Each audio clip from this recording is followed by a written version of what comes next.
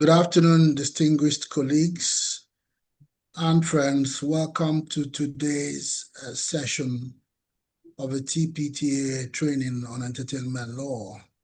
First of all, I would like to apologize for yesterday. I know a number of you had logged in only to get the notice that we wouldn't be able to go ahead with yesterday's session. But fortunately, today we're going to have two sessions. So we're going to cover both the music, television, and film aspects of the training. We have Rory Wellever of Ekingump, who's going to be leading on the training, and we also have Rebecca Potash. So just as a matter of housekeeping, we will start with Rory Wellever, who will be taking us on Music 101, and we're touching on acquisition, financing, monetization, and other areas of music.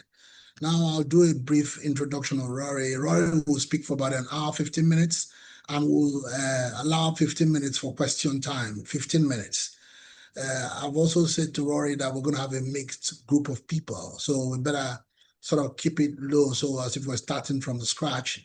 Then at question time, those who have solid questions can put them through. So Rory is a partner in the entertainment, sports, and media practice of Ekingump and leads the firm's music practice. He advises clients at the intersection of intellectual property, media, technology, and commercial transactions, including mergers and acquisitions, outsourcing, joint development, licensing, B2B and B2C, and data privacy matters. Drawing on his entertainment industry experience, Rory counsels clients on new and emerging media and on entertainment and publishing matters across music, film, television, literature, marketing, and advertising. Rory has a deep focus on the music industry, advising investors, platforms, publishers, and rights holders on high-value catalog acquisitions, financing, and strategic partnerships across the global music ecosystem. Rory holds a certified information privacy professional, United States CIPP US credential, given by the International Association of Privacy Professionals.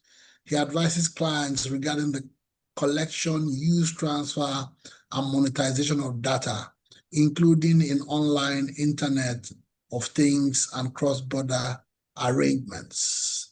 It is my pleasure this afternoon to welcome Rory Wellever and indeed to invite him to lead on the first training session. Rory, the floor is yours. Thank you. Thank you very much, and thank you for having me. Pleasure to be here and talk and train about music rights. As part of the entertainment law training, music, we give it its own specific training session because there's so much that is very unique to music, and it's sort of a niche area. So I'll be going through, as Tavita said, about an hour and 15 minutes. We are going to keep things kind of at a 101 level because I understand it's a mixed audience. There might be some folks who have a lot of entertainment and music experience. There might be some people in the audience who don't have any foundation. So you're going to try to keep this at like an entry level, and then we can go into some deeper stuff and then leave some time for questions and answers. So here's a quick, make sure these are working here. Yeah, perfect. So here's a quick kind of agenda on everything that we hope to cover. So to really talk about anything with music law, we have to start out with understanding some basic terminology and understanding the two different copyrights that exist in a song. So we'll talk about that at the outset so that we have a common ground and foundation for the rest of the session. Then we'll move into a discussion more focused on all of the various types of rights and royalties that exist in the music ecosystem. Especially because as you're doing transactions in the music industry, very often people will be on completely different pages and not think they're saying the same thing, but they don't. One party misunderstands the deal because there's so many different rights involved, and you might think a deal is for one type of right, but it's actually for another right. Or sometimes people get involved and don't realize that something is two different rights, and they thought it was all the same thing. So we'll talk about that and go through that taxonomy. Then we'll kind of move into just a more general discussion of the types of deals that are in the space and some common deal structures and the typical agreements and documentation that you might see in a music deal. And then we'll get into the more nuanced portion of, okay, but how do you diligence music assets? Because that's a huge piece of working in the space and understanding where you have to look and make sure that the rights that you're dealing with are safe, I guess. Um, and then we'll talk about a few what I call pitfalls or sticky issues, things that are kind of trending in the music industry that have a lot of people talking, or common places where deals get hung up, or parties argue a lot because of things around like artificial intelligence or re-recording, things that you've probably heard of in the news, and we'll talk about that. So that's the agenda of what we're going to cover. And like I said, we'll try to do this through about an hour and 15 minutes to leave some time for questions and answers. All right, so to just jump right in and to kick off, so let's talk about some terminology and the two copyrights of music. So these are kind of the basic building blocks that everything else in the music industry from a legal perspective is built off of. So, oh, sorry, let me just adjust my screen here. Okay. All right, so if we think of a song that you would normally encounter, whether you listen to it on the radio, whether you're streaming it from Spotify on your mobile device or something, anytime you encounter a song, you are actually encountering two separate and distinct copyrights. The first copyright, and what many people kind of think is the most basic, is what's known as the composition. Um, what we mean when we say the composition is the music and the lyrics. And so, okay, what does this actually mean? This means if I am a songwriter and I decide that I want to, I write lyrics out, and then I want to put those lyrics to a melody.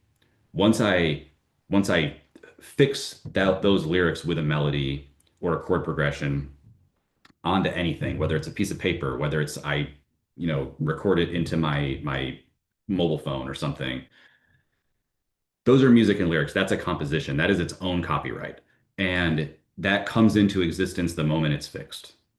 So, and generally that copyright would be owned by the songwriter. So in that situation, I wrote a poem. I decided to put the poem to a melody. I sang the melody and the lyrics into my phone. I've just created a fixed impression of those music and lyrics. I now own the composition copyright. It creates automatically because I fixed it, and it's now owned by me, the songwriter.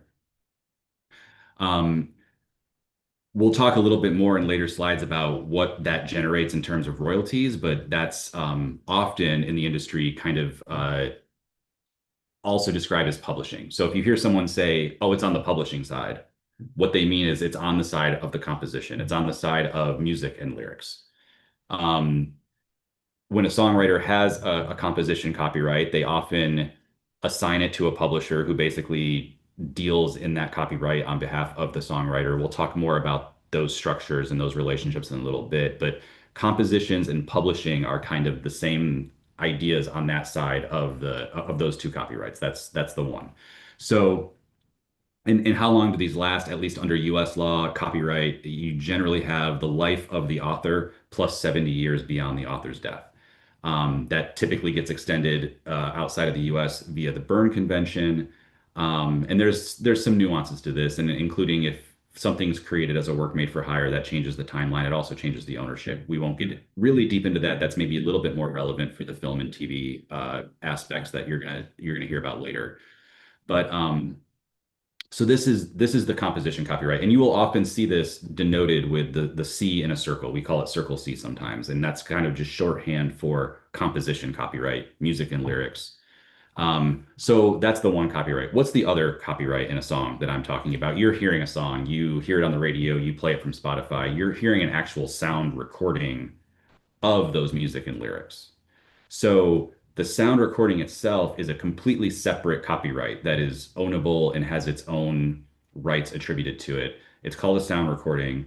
We often also just call it master. So if you hear in the music industry someone says, oh, it's publishing or it's composition, they're talking about the music and lyric side. If you hear them say it's a master deal or it's a sound recording deal, they're talking about the sound recording side.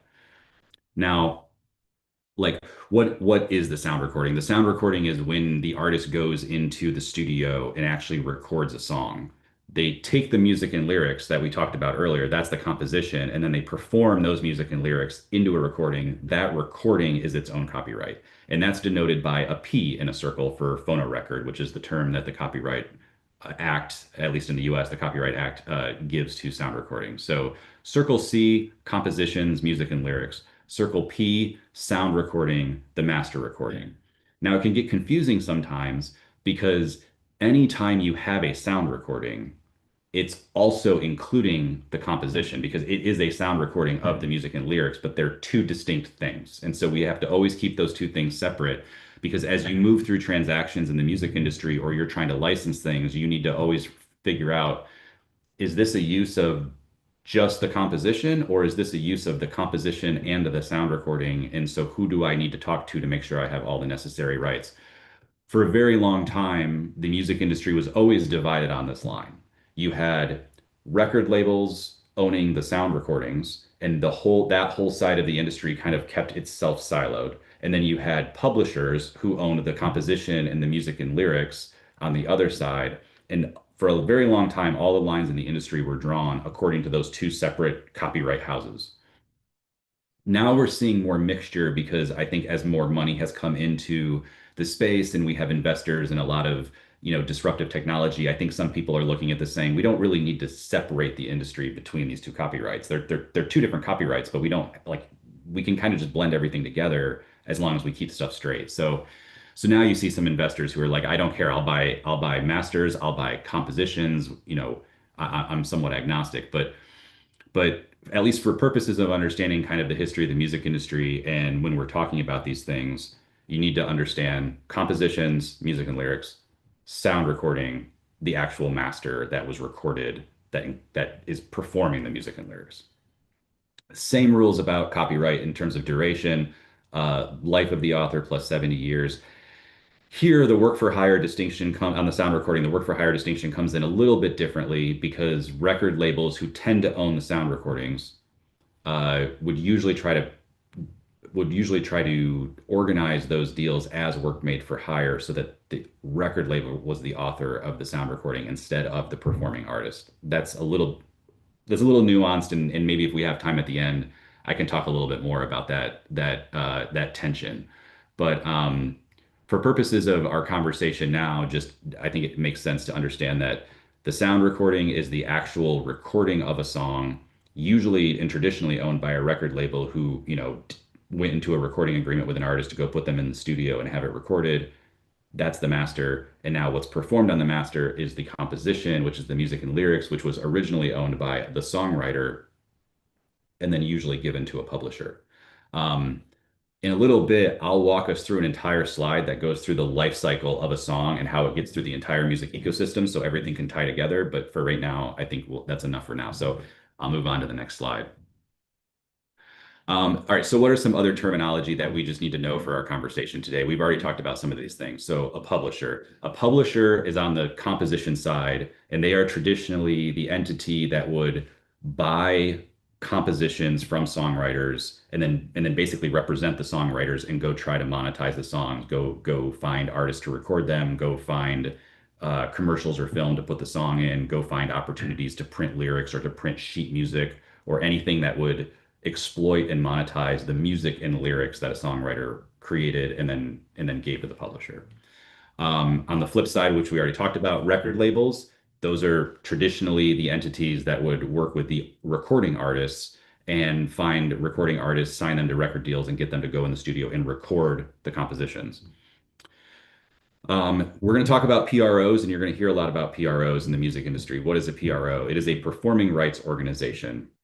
This is basically a licensing and administrative body that specifically licenses and collects performance royalties, which are a specific type of royalty that is triggered and payable on compositions and in some cases sound recordings, but not usually in the United States. So that's a PRO. You might be familiar with these as ASCAP, BMI. Those are historically kind of the two largest, at least in the States. You have SOCAN and SESAC. And then often each other country will have often a country level PRO. So, PRS in the UK, Gemma or Gemma in Germany. Nigeria has its own like master performance royalty organization collection society. That's a PRO. MROs are very, very similar, only instead of focusing on collecting performance royalties, they collect mechanical royalties, which we'll talk about what a mechanical royalty is later. But different type of royalty that's triggered when a song gets exploited, and then there's a collection society that basically collects all of that and then distributes that to the publishers and the songwriters. So PRO, MRO, sorry, there's a lot of acronyms. What's a CMO is a collective management organization, and that's basically just a term to refer to both MROs and PROs. So sorry, lots of three-letter acronyms. The good thing is if you don't get them all straight or you don't have them all memorized, it doesn't matter. The ones that you will counter the most are the PROs. All right, so some other terminology. Catalog. Catalog is just a term, and it gets used in different ways, but you hear about catalog sales or catalog acquisitions, or Bruce Springsteen sold his catalog, or Justin Bieber sold his catalog. A catalog is just a portfolio of compositions or sound recordings or both, that's owned by a party. And so it's basically a rights holder who has some collection of songs, whether it's a composition or a sound recording, and that's what that person's catalog is. Um, Advances, we'll talk about a little bit. They get more into the commercial aspects of it, but when you hear about an advance, it's usually just either a record label or a publisher who has advanced a certain amount of money to either a recording artist or a songwriter, to give them money up front to basically pay for their life. And then those advances get recouped from the royalties that are generated from the exploitation of either the sound recording or the composition. I just use the term recouped. What is recoupment? Recoupment is just when, say, I'm an artist and you're my record label and you paid me $100,000 to cover my costs, like my cost of living while I'm performing, and then that $100,000 gets paid back to you out of the royalties that my record produces. And then after you get paid back or recouped from the $100,000 you give me, then I get to start earning the money that I get. So recoupment and advance are just kind of flip sides of the same coin. DSPs, you'll hear a lot about DSPs. That is a digital service provider, or sometimes people say digital service platform. But those are basically your Spotify's, your Apple Music's, your YouTube's, your Amazon Music, the digital platforms that stream or make available, via the internet music. Huge drivers of the industry, and in some ways maybe the saviors of the industry. Coming out of the early 2000s when online piracy was really hurting the music industry. Um, DSPs sort of created a new way to exploit and consume music in a way that was actually monetizable and a little bit safer, and actually maybe saved the saved the music industry from imploding. They have a lot of power in the music industry because they are basically the touch point for consumers. Um, what is a distributor? A distributor is it can be a couple different things. Sometimes you can look at an entity and say, are they a distributor? Are they not a distributor? But it's basically the entity that pushes music out to the DSPs. Sometimes they can do. Sometimes a record label might be able to do that directly and just give their sound recordings over to Spotify. Sometimes if it's like a smaller independent label or like a independent artist that doesn't have a record label, they have to go through a third party distributor who then packages up and figures out how to get that music to Spotify or get physical copies into a brick and mortar store like your vinyl records or your CDs or your tapes or things like that. And again, I will walk through a graphic step by step that shows kind of the life cycle of all of these things so it makes a little bit more sense. If you're dealing in music deals, you're going to encounter the terms NPS and NLS. And if you are speaking with people who are heavy on the accounting side, you might get some differing definitions on exactly what they mean. But generally, when people use these terms, what they really mean is in any given deal, the amount of money that's generated from a catalog. NPS is whatever portion of that revenue can be attributed to the composition, right? Two different copyrights. How much of, like, let's say I own a catalog and it's a mix of sound recordings and a mix of compositions, and I say my catalog generates $100 million in revenue a year. an investor might want to know, okay, what's the NPS? How much of that 100 million is attributable to compositions? That's the NPS versus how much of that revenue is attributable to your sound recordings, which is the NLS. So it's just shorthand to say money from the composition side versus money from the recording side. Most of the time, if you're working in a music deal and you're doing some diligence or people are talking about music rights, you're going to hear things like a cover. What is a cover? Most people are probably familiar with covers. A cover is when one artist does a recording of a song that has already been recorded once. So when Johnny Cash recorded the song Hurt, he was covering Trent Reznor's original song Hurt that was previously recorded. Um, that is basically a new sound recording of a previously released composition. So, what is a re-recording? It's similar, but it's a little bit different. And you might have heard about this in the news, and we'll talk about this a little bit more later. A re-recording is usually when the same artist who has already released a song goes back into the studio and re-records the exact same song. And the most probably famous example of this, at least in modern times, is when Taylor Swift went and re-recorded most of her previous albums and then re-released them as Taylor's versions. Those are re-recordings. Not like a different artist decided to cover Taylor Swift. It was Taylor Swift going in and saying, I'm going to recreate all of the same sound recordings I already released of my own music. And we'll talk about how that plays into deals and diligence and how it can affect monetization a little bit later on. Um, Interpolation, you will probably hear this term in the music industry. You will probably see it talked about in articles. Honestly, you will probably see it misused in a few instances because I think very often people sometimes get confused about exactly what an interpolation is. But an interpolation is, again, two different copyrights, right? An interpolation is when you take a pre-existing composition, a melody and a lyric, and then take that little bit of it and drop it into a brand new song. Um, the best way to probably explain this is to compare it to its counterpart, which is a sample. You've probably all heard of sampling. Sampling is very, very prevalent in a handful of genres. It was very common in the hip hop and rap genres where you would take a sound recording that already exists and you would take a snippet from a sound recording, which they say a sample. You take a little sample of the sound recording and you drop it into a brand new song. So when you're doing a sample, you are taking a piece of the sound recording, and that sound recording also, remember, includes a piece of the composition that the sound recording has recorded. So you're kind of using both of those and dropping it into a brand new song.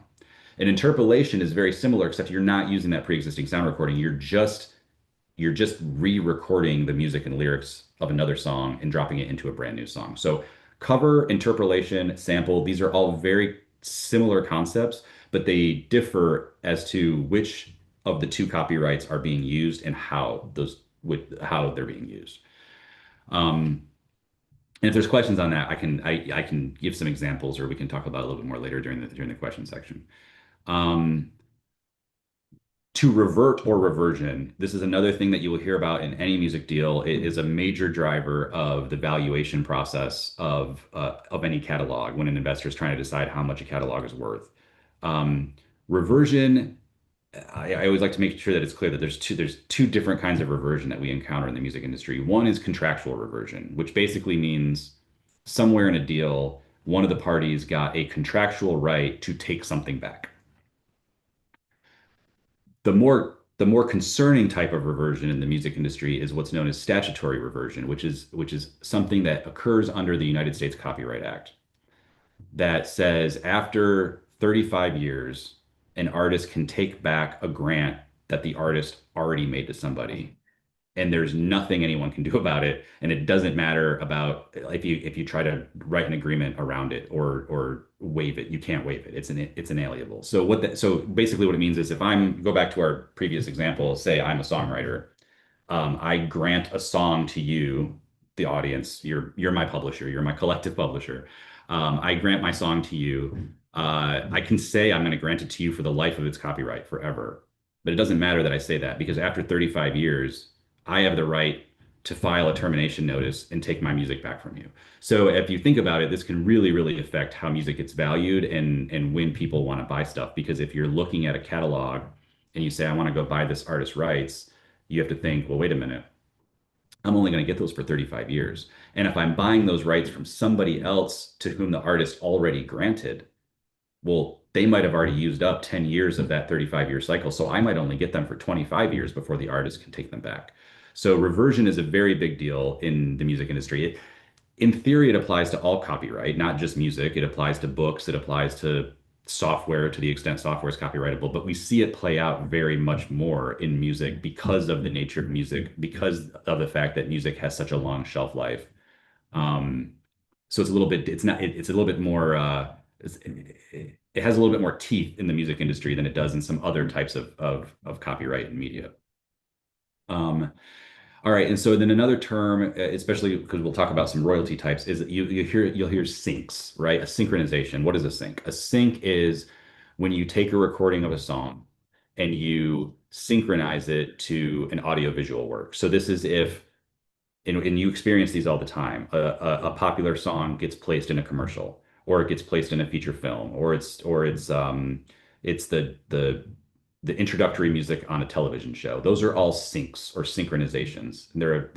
They implicate both the sound recording and the composition that is embodied in the sound recording. So it touches both copyrights and it gets synced to an audiovisual work. And that's like a whole separate piece of the industry that generates a lot of revenue.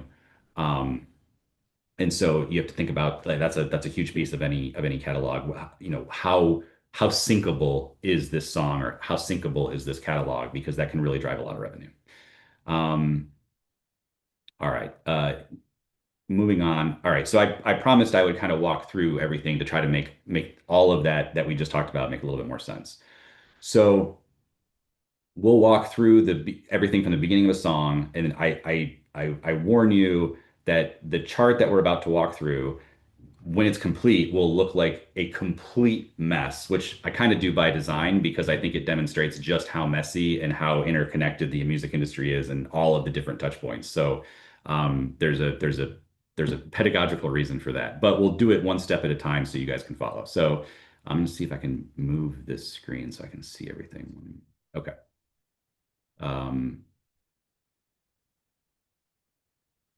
Oh, did everyone just lose?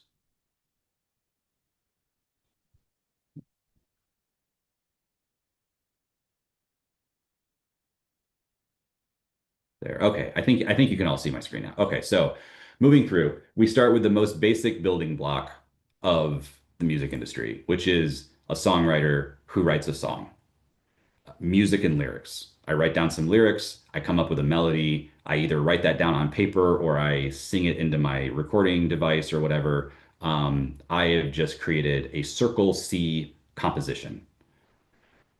What do I do with that? Maybe I'm also a performing artist. You know, maybe I have a great voice. Maybe I'm really good on stage.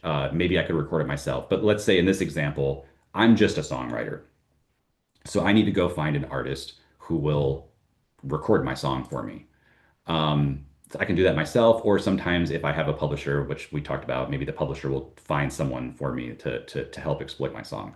So I go to the songwriter. I'm sorry. I go to the artist. I give them the song, and say, "Hey, go record the song." The artist gets approached by a record label, and the record label wants to put the artist in the recording studio to record the song that the songwriter wrote. So there's an agreement between the record label and the artist. That's your typical record deal, your recording agreement. One album, three album, five album, you know, there's all different types of way it works, but there's an agreement between the recording artist and the record label. And the fact is when that artist goes into the studio to record a song, they're probably going to record a lot more than just my song. This is the one that we're talking about, but my song is going to be one of the songs that gets recorded, you know, hopefully to make the cut to go on an album, a 12-song album, a 15-song album, whatever. Now, maybe as part of recording that song, we might use a producer, pretty common to use a producer. Sometimes that producer is engaged independently by the record label. Sometimes the producer is engaged specifically by the recording artist. Now, that distinction can matter when you're doing a catalog deal, because depending on who has the agreement with the producer, that can actually affect certain royalties, and it can also affect certain issues around reversion that we talked about a minute ago. So it's something to keep track of. But okay, so let's just take stock again. So we have a record label that has a record deal with an artist. The artist is going to record a song that came from the songwriter, and maybe there's a producer involved. Probably there's a producer involved. All right. So at that point, the artist records the song. So now we've created both of the copyrights. The composition copyright, the Circle C, came from the songwriter. And then the artist went into the recording studio and cut the record of that composition, creating a sound recording, which is the Circle P. And under most record deals, that sound recording would be owned by the record label. So we'll keep this kind of in the more traditional sense. So now the sound recording gets created, the record label owns it. The artist performed it. The songwriter, okay, who owns the song? Right now it's owned by the songwriter, but most times a songwriter would want to engage a publisher and do a deal with a publisher, kind of similar to the deal that the artist does with the record label. The songwriter does a deal with the publisher, and the publisher would normally, there's different ways to do it, but traditionally the publisher would buy the song from the songwriter. So here we are right now. It's going to get much messier, but we have a song, Circle C composition, originally written by the songwriter, assigned over to the publisher. So the publisher now owns the song. The artist recorded the song and created a sound recording, which is the Circle P, which is now the master owned by the record label. Okay. So, and it's hard because I can't see anybody. So usually this is when I would like ask the class, like, does everyone follow? But I'll just trust that you do, or if you don't, we can talk about it during the questions. All right, so now we have two of our rights. So we've got Circle C, Circle P. Great. What do we do with this though? It's time to monetize it. Let's keep things traditional and simple. I know that it's 2026 and everything is digital, but let's at least start with kind of how it used to be. So you'd have to get the song, you'd have to get the recording out to the public so the public can consume it. And we'll stick with vinyl, right? Physical media, vinyl. Tapes and CDs are kind of out, although tapes are sort of coming back. Vinyl always kind of has a resurgence every now and then. And it's really big right now. So, all right, so we have this song with this master. We need to, copy it, thousands of times and press vinyl records. But then what do we do with those vinyl records once we have them?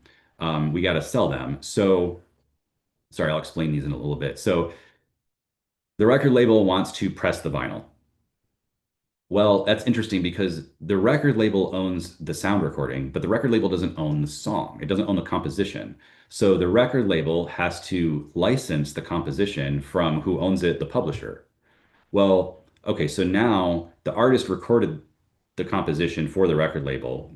The record label owns the recording, but the record label needs to license the composition from the songwriter or the publisher, whoever owns it. In this case, we'll say it's the publisher. All right, so how does that get affected? Well, it's really, really messy for every record label to have to go to every publisher and license every song. So what most publishers do is they go to a clearinghouse, which is the Harry Fox agency, and they basically assign they assign the right to administer those licenses to the Harry Fox agency, and the Harry Fox agency collects all those royalties on behalf of the publishers and then distributes the money back to the publishers and the songwriters. So the record label then reports to Harry Fox, says, hey, we just cut this record. The record includes this composition. I need to pay the royalties to the publisher who owns that composition, and Harry Fox acts as a clearinghouse for all that. And again, we're just in the physical media world. We're not talking about digital yet. This is traditionally how it would work. And then the record label would usually have a separate party that is a distributor that we talked about earlier, and the distributor would take all of this and handle the piece for actually getting those vinyl records into your music shops, your record stores, where you can actually go and physically flip through the decks and say, okay, I found the record I want. The distributor would work on getting those into the stores, or the kids, as we like to call them. Okay, so hopefully that's clear right now. So we started with a song, then it became a sound recording. We talked about how the sound recording has to license the composition from the publisher. Now all the rights are cleared. Harry Fox agency clears the composition. The record label gets it to the distributor, presses the vinyl, gets it to a distributor, and then gets it to the stores. Okay, but where from here? This is 2026. People are buying vinyl, but the most common way people consume music right now is through the DSPs, the platforms like Spotify, Apple, There's many more. I'm only going to put two on the slide because I need a lot of space on this slide.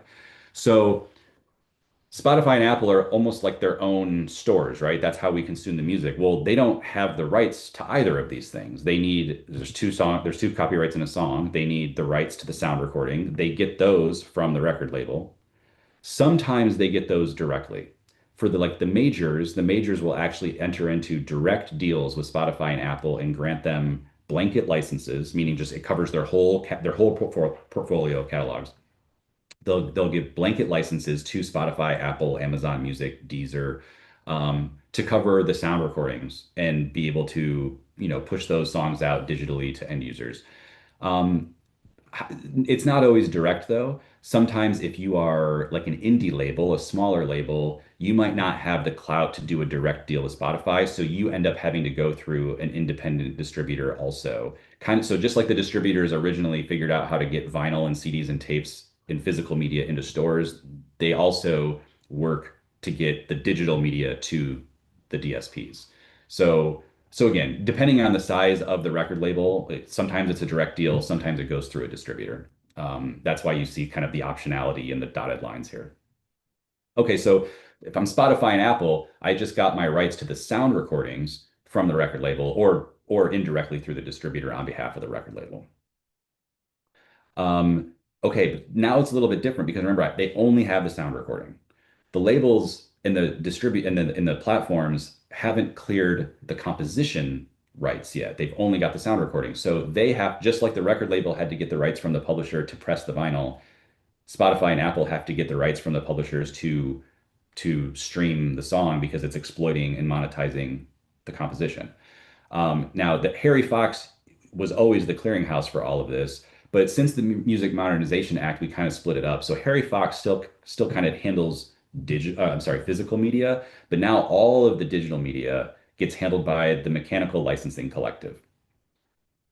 The Mechanical Licensing Collective is a clearinghouse specifically for digital streaming, like digital delivery of music.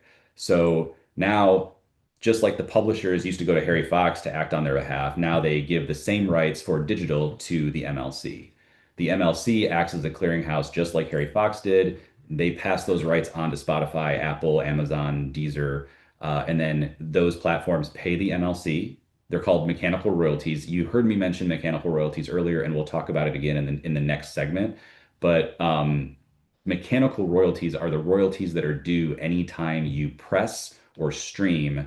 When I say press, I mean it's a term for like vinyl. You press a copy vinyl, you create a vinyl record, you create a CD. You're pressing vinyls, you're pressing CDs, or you're streaming a song. That creates a mechanical royalty, which is a royalty payable to the publisher for the song, the composition, the Circle C. So MLC acts as a clearinghouse here the same way that Harry Fox did on the physical side. Now, the MLC pays both the publisher and the songwriter, which I will talk about a little bit more later. That's part of the publishing arrangement between songwriters and publishers. So they pay out. So the MLC is a clearinghouse. Okay, so we talked about physical media and how physical media gets into record stores. We talked about digital streaming and how a sound recording and a composition gets to Apple. What about another major way that we consume music and still do today is through radio. So how's this different with radio? Radio is a little bit different. Radio, the radio station plays music. That creates an exploitation. The interesting thing about radio is it is actually a public performance. You heard me talk earlier about PROs and performance rights organizations or performance royalty organizations. When a radio station plays a song, they're basically broadcasting it out to the public at large, usually. And so that creates a new type of royalty, which is a public performance royalty. So just like all of these other people, like Spotify, Apple, and the record labels producing the vinyl had to clear all the rights, the radio stations have to do the same thing. So how do we do that? So the radio stations have to pay for the right to publicly perform those compositions, those songs, the Circle C. It's really messy, and there's a lot of radio stations and there's a lot of songs. So just like we had Harry Fox and the MLC kind of act as a clearinghouse, we have performance rights organizations that do the same thing specifically for performance royalties. And these are paid to publishers and songwriters. And again, I mentioned the PROs, you're probably familiar with ASCAP. You've probably heard of BMI. They were, at least stateside, they're the two largest. They operated for many years. They actually operate in the United States, they operate under a consent decree because there were some antitrust issues and concerns around them because they basically had a monopoly. Um, and so for the longest time, you would, if you were a publisher, you would have your collection of songs. You would license those songs to the Harry Fox agency for physical to act on your behalf for physical media. You would license those rights to the MLC for purposes of digital, but then you would also give performance royalty rights to the PROs to act as your agent, and then the PROs act as a clearinghouse for performance royalties.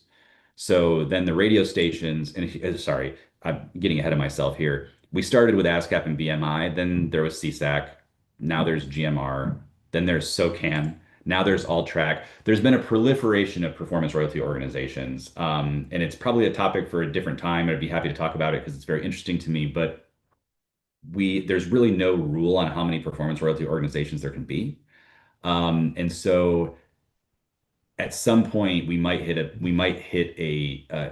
an inflection point where the governments want to start regulating this because it's too many people that we have to deal with, and it's kind of defeating the whole purpose of having like a one-stop shop to clear all this stuff. So deeper conversation for a different time, but we have many, many different PROs in the United States. Most other countries just have one PRO that's kind of a quasi-government organization. In the United States, it's different, and you have to deal with all of these. So, and PRS in the UK. So the publishers give the rights to the PROs. The PROs often sometimes have to get rights from the producers too, who kind of act as their own songwriters in some regards, and then they license those as blanket licenses to the radio stations. Okay, so now we have all of our PROs, and that's how we get radio out. Now you might ask yourself, wait a minute, radio cleared the rights to the Circle C composition, but I thought there were two copyrights in a song. So how does radio clear the rights for the sound recording? That's a very interesting question, and that's a very interesting wrinkle, at least in the United States music industry, because there's actually not a performance royalty right for sound recordings in the United States, only for composition. Now there's tons of discussion around this, and there's a lot of law that's being proposed, and it seems like it might get some kind of traction. But at least for traditional terrestrial radio, radio stations don't have to pay any royalty to the sound recording owner. They only have to pay to the publisher, songwriter, composition side of a song. And so for years, the recorded music industry, the master sound recording side of the industry, has said this isn't fair. And so now we're seeing some legislation come through and talk about trying to create, it's called the Music Fairness Act, Fairness to Music Act, trying to say, look, why aren't we paying both sides of the industry? It doesn't make a lot of sense to a lot of people. So yeah, so for terrestrial radio, they only have to clear the one side and pay on the one side of the song. They don't have to pay the sound recordings.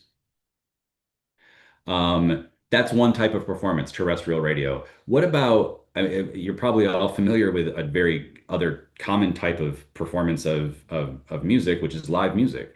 The example here is the Blind Pig, which is a pretty historic venue here in the state where I live. But let's say instead of you hearing a song on the radio, you go to your local music venue and you see it performed live by a band or maybe even the recording artist that recorded it. That is also a public performance.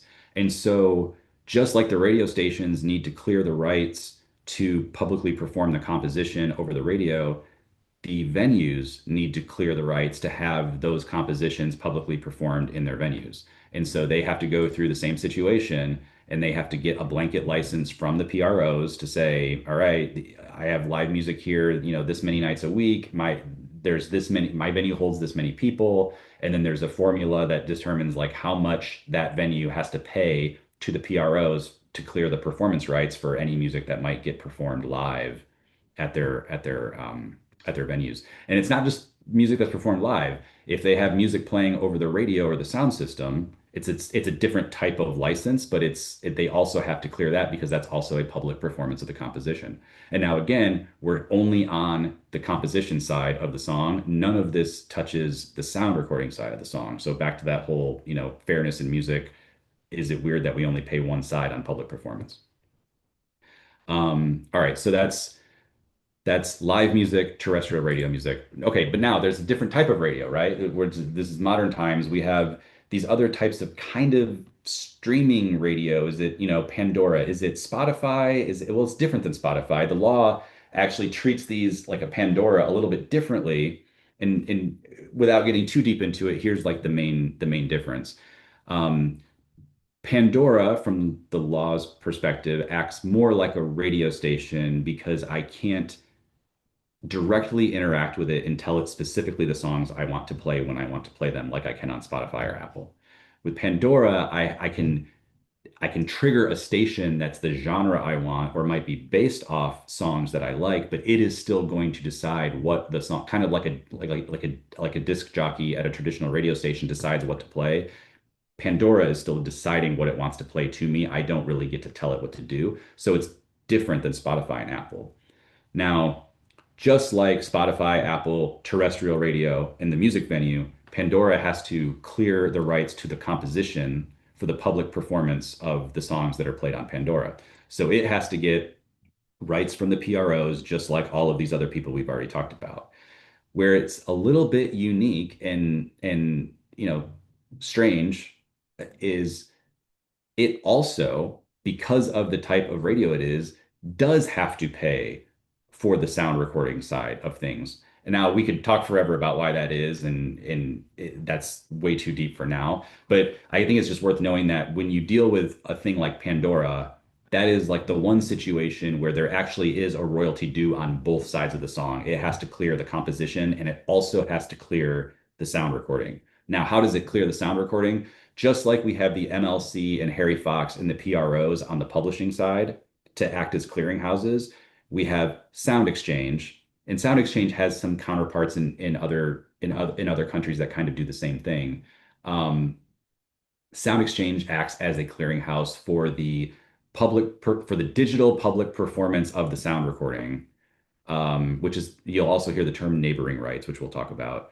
And that acts as a clearinghouse and pays to the record labels and all of the artists who performed on the sound recording. So you'll see this is getting very, very messy. Okay, so we've talked about physical media and clearing both sides of the song. We've talked about digital streaming and clearing both sides of the song. We've talked about terrestrial radio and only having to clear one side of the song. We've talked about live music and only having to clear one side of the song. And we've also talked about non-interactive digital streaming platforms, i.e. radio, i.e. Pandora, and having to clear both sides of the song through neighboring rights through Sound Exchange. Okay, so if your head's not spinning yet, it will be soon, I'm sure. Let's talk about like the rest of the ecosystem. So, all right, we talked about the typical music use cases now, but what about if a song wants to go in a film? I'm producing a feature film. We talked about synchronization earlier. I want to be able to put music in it. Well, just like everybody else, if I want to put a song in my film, I've got to clear all the rights. And so I have to go and get the sound recording right from whoever owns the sound recording, usually the record label. I also have to, because the sound recording also includes the composition, I have to go clear the composition rights from the publisher and get both of those. Same story with TV. I'm not a feature film. Let's say I'm doing a documentary or I'm on a sitcom. I have to clear the sound recording. I have to clear the composition from the publisher. Now, the interesting thing here is just like radio or live music, film and TV tends to get broadcast, which also means it is a public performance. So there's also the public performance right that needs to get paid. So you guys have probably anticipated this. We like to have clearinghouses. So the MPLC does the same thing for film and TV that the PROs do for radio and live music, and they collect the public performance royalties and clear the public performance rights for music for compositions that are synchronized into film and TV. Okay, so that's film, TV. Now let's talk about other things. YouTube. Now YouTube it's a different color here on this chart. YouTube is a little bit of an odd apple because in some ways we might think of YouTube the same as Spotify or Apple. It's actually almost becoming one of the primary music streaming platforms. But it's also a little different because it's video based and still most of the users are using YouTube for purposes of video, not just music streaming. So it kind of acts as like a little bit of a hybrid of all of these different use cases we've talked about. And it's all, I mean, it all follows the same thing. Meta, Facebook, same thing. Social media, we have TikTok. All of these things are platforms that users interact with where music is embedded, music is synced, music is pushed out, music is monetized. And all of these people have to clear the rights just like everyone else did and get rights to the sound recording. They have to get rights from the publisher. Now, one interesting thing about this is because these deal with end users directly and end users interact, what they've done to make things a little bit easier and to avoid infringement claims is created commercial music libraries. So if you go to TikTok or you're on Facebook and you're creating a reel or a short video and you want to add music to it, well, an end user doesn't really know how to go clear rights for the sound recording and the composition. And TikTok and Meta and YouTube don't want to be liable for infringement by making that stuff available. So what they do is they clear all this stuff on a blanket license basis. They put it into their own commercial music libraries. And so then when you're on TikTok and you create a video and you want to put music to it, you can go into TikTok and it has a whole library of pre-cleared songs that the end user can select and they put it all in there. And then the kids can go and use the commercial music library and use cleared music that has already paid for both the sound recording and the composition and not infringe anything. So that is a lot, but hopefully that helps you understand the two different copyrights that are in a song, how it goes through the whole ecosystem, who has to touch which points and who has to clear what from whom.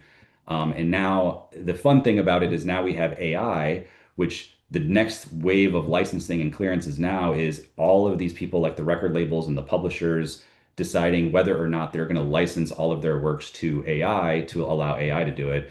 On my chart, I've portrayed that as Skynet from the Terminator, just because I like to have fun with artificial intelligence. But all the same things there. Now we're seeing everyone cutting the deal. Sorry. Now we're seeing everyone cut deals with AI platforms. So this is a lot, but and I don't expect everyone to follow all of it, but hopefully you kind of at least understand the complexity and okay, there's two different copyrights. Sometimes one of them is implicated, sometimes both of them are implicated, but somewhere along the chain, everyone has to ask themselves, what am I doing with which copyright and who do I need to go to license it and who gets paid for what?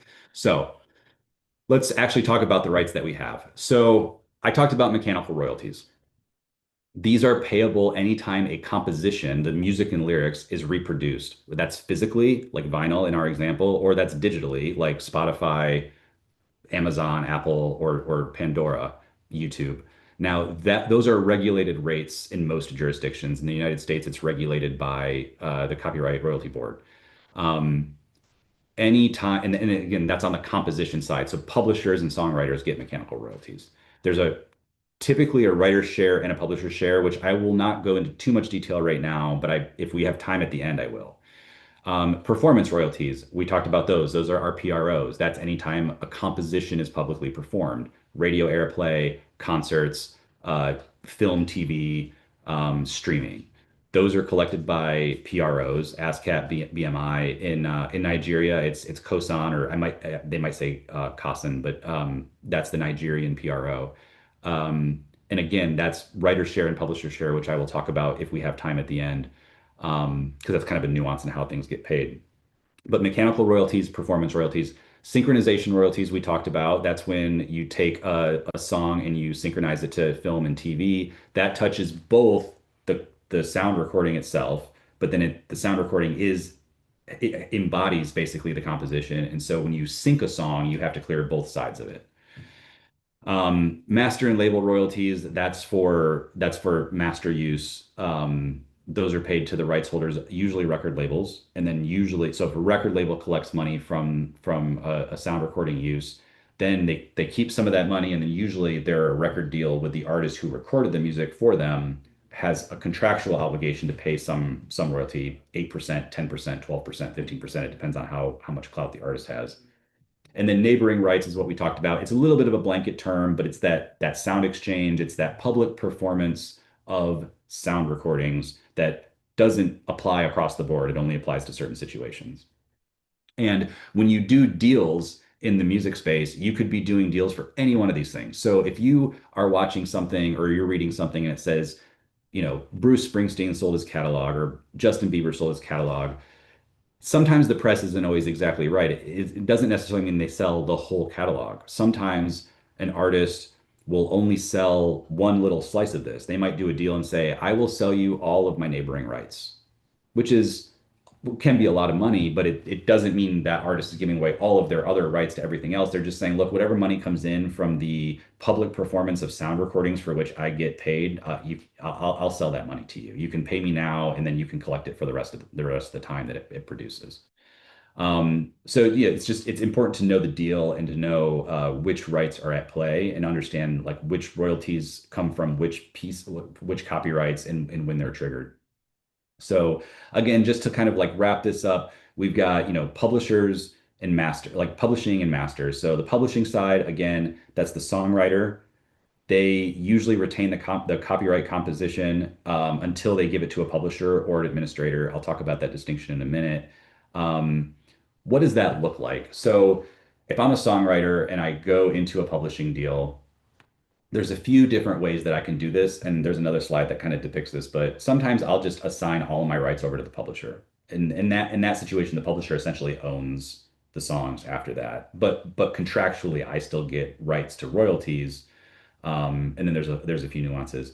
Sometimes if I'm a bigger songwriter and I don't want to give away full ownership, sometimes I'll do something called a co-publishing deal, which says, look, I will, you publisher, I will give you 50% of my songs, but I'm going to keep the other 50%. So it's joint ownership. Each of us own 50% of the songs. We can go do what we want, but sometimes we actually need to like each consent to what each other does, depending on the situation. Or what's increasingly common in the last few decades, especially with artists who have a lot of leverage, a lot of clout, they'll say, "No, I want to retain ownership of all of my songs, but I just don't want to do the business." So instead of assigning the ownership over to a publisher, I'm just going to do what's called an admin deal and basically say, you publisher, you're not going to own my stuff. You can go collect all my royalties for me, and I'll give you a cut for like the administrative burden of doing it. But I'm going to keep owning all my stuff. So different flavors and levels of control and ownership that songwriters can engage in with publishers. And again, on the publishing side, it's mechanicals anytime a song is pressed or streamed, it's performance anytime it's broadcast publicly, and then sync if it's synchronized.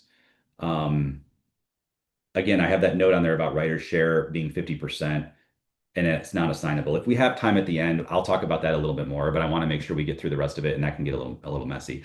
So on the master side, to round up, we have a sound recording copyright, usually owned by the record label. But increasingly now that recording technology is so much more affordable and accessible, like if I could go into I could go into my basement right now and I could record a song without a label, and I would own the sound recording. So just traditionally, it always used to be record labels, but there's no rule that says it has to be a record label that owns the sound recording. It's just whoever recorded it. And if you did it yourself, you can own it yourself. When you do a catalog acquisition of masters, it's basically just called a master rights purchase. You're buying the masters. Just like there's different flavors or levels of publishing where you could do a full publishing deal, a co-publishing deal, or only an admin deal, you can do different deals with labels. Sometimes very, very big recording artists will say, I don't want the label to own my recordings. I'm going to own my recordings, but I will license them to the label so that the label can basically do everything the label would do, but I still get to own I still own my records. Royalty rates that an artist gets with a record deal on the master side, this says typically 15 to 25%. I would actually say that's maybe even a little bit high. In the indie world, it's not unusual to see, 8, 9, 10%. But the key income that's coming from the master sound recording side, again, that's streaming on DSPs, again, syncs, because a sync touches both the composition and the sound recording. Physical sales, if you go buy a vinyl from a record store, and in those situations where there is a performance royalty payable for a sound recording, that would be your neighboring rights. And then underneath all of this in these music deals is this concept of name, image, and likeness, or NIL rights, which these are not music rights per se. They don't come from music. They actually stem from the name, image, and likeness of the songwriter or the recording artist, but they get wrapped up in these deals very often, especially because you might need, if I buy a catalog from Bruce Springsteen and I want to go monetize it, I might have to touch Bruce Springsteen's name, image, and likeness in order to market it. So usually these deals always have some component of, hey, I get a little bit of your NIL. Now, very often that's limited. It's a very, very limited amount, which is basically like I'm allowed to make reference to you as the artist who recorded this. But we see deals sometimes where artists will grant much broader name, image, and likeness rights so that buyers can do, new and creative things. With a good example would be when Primary Wave bought Whitney Houston's catalog. They also acquired the name, image, and likeness rights to make Whitney Houston slot machines and put them in casinos. So you can slice and dice how much NIL you get in any situation, but usually the NIL rights in most catalog deals are very limited.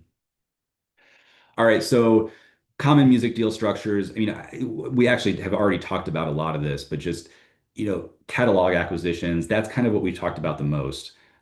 This is an outright purchase. Who engages in catalog acquisitions? Well, the major record labels and the major music publishers have been engaging in catalog acquisitions for as long as the music industry has existed. That's what they do. They buy rights from songwriters, they buy rights from artists, and then in some cases, they actually sell and buy rights back and forth between each other. Like Sony will sell some of their catalog to Warner, and Warner will sell some of its catalog to Universal, and Universal will sell some of its catalog to back to Sony.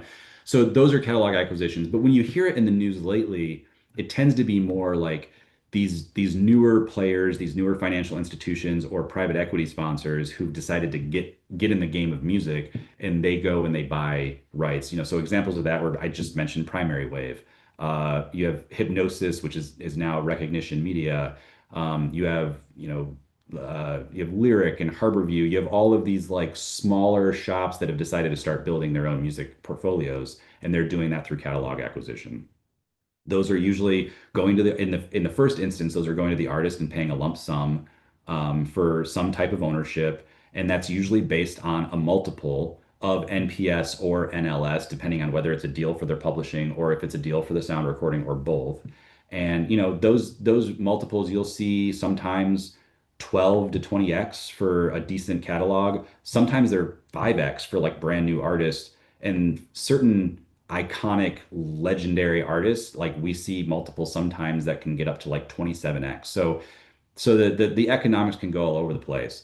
What does a seller usually do in those situations? They usually have to make representations about their chain of title, that they own the portion of the songs that they say they own, that there's no issues with their royalty income, that none of the songs are encumbered. Now, increasingly, we see representations and warranties that the songwriter didn't utilize any artificial intelligence in the creation of the songs, or that if they did, they appropriately disclosed it in any copyright registrations. And a huge piece of these catalog deals is performing a valuation and doing a financial modeling of what that catalog looks like over time. And the reason we can do that now is thanks to the DSPs and streaming. Like before Spotify and Apple and actually having like all of this digital data, it was very hard to model and project what a song might earn over time. But now we can actually do it pretty well with with the digital transformation of music and the metadata.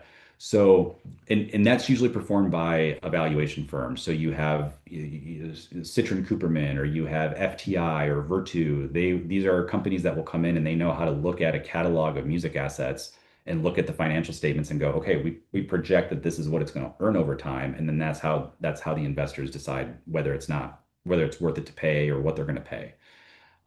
That's your catalog acquisition world.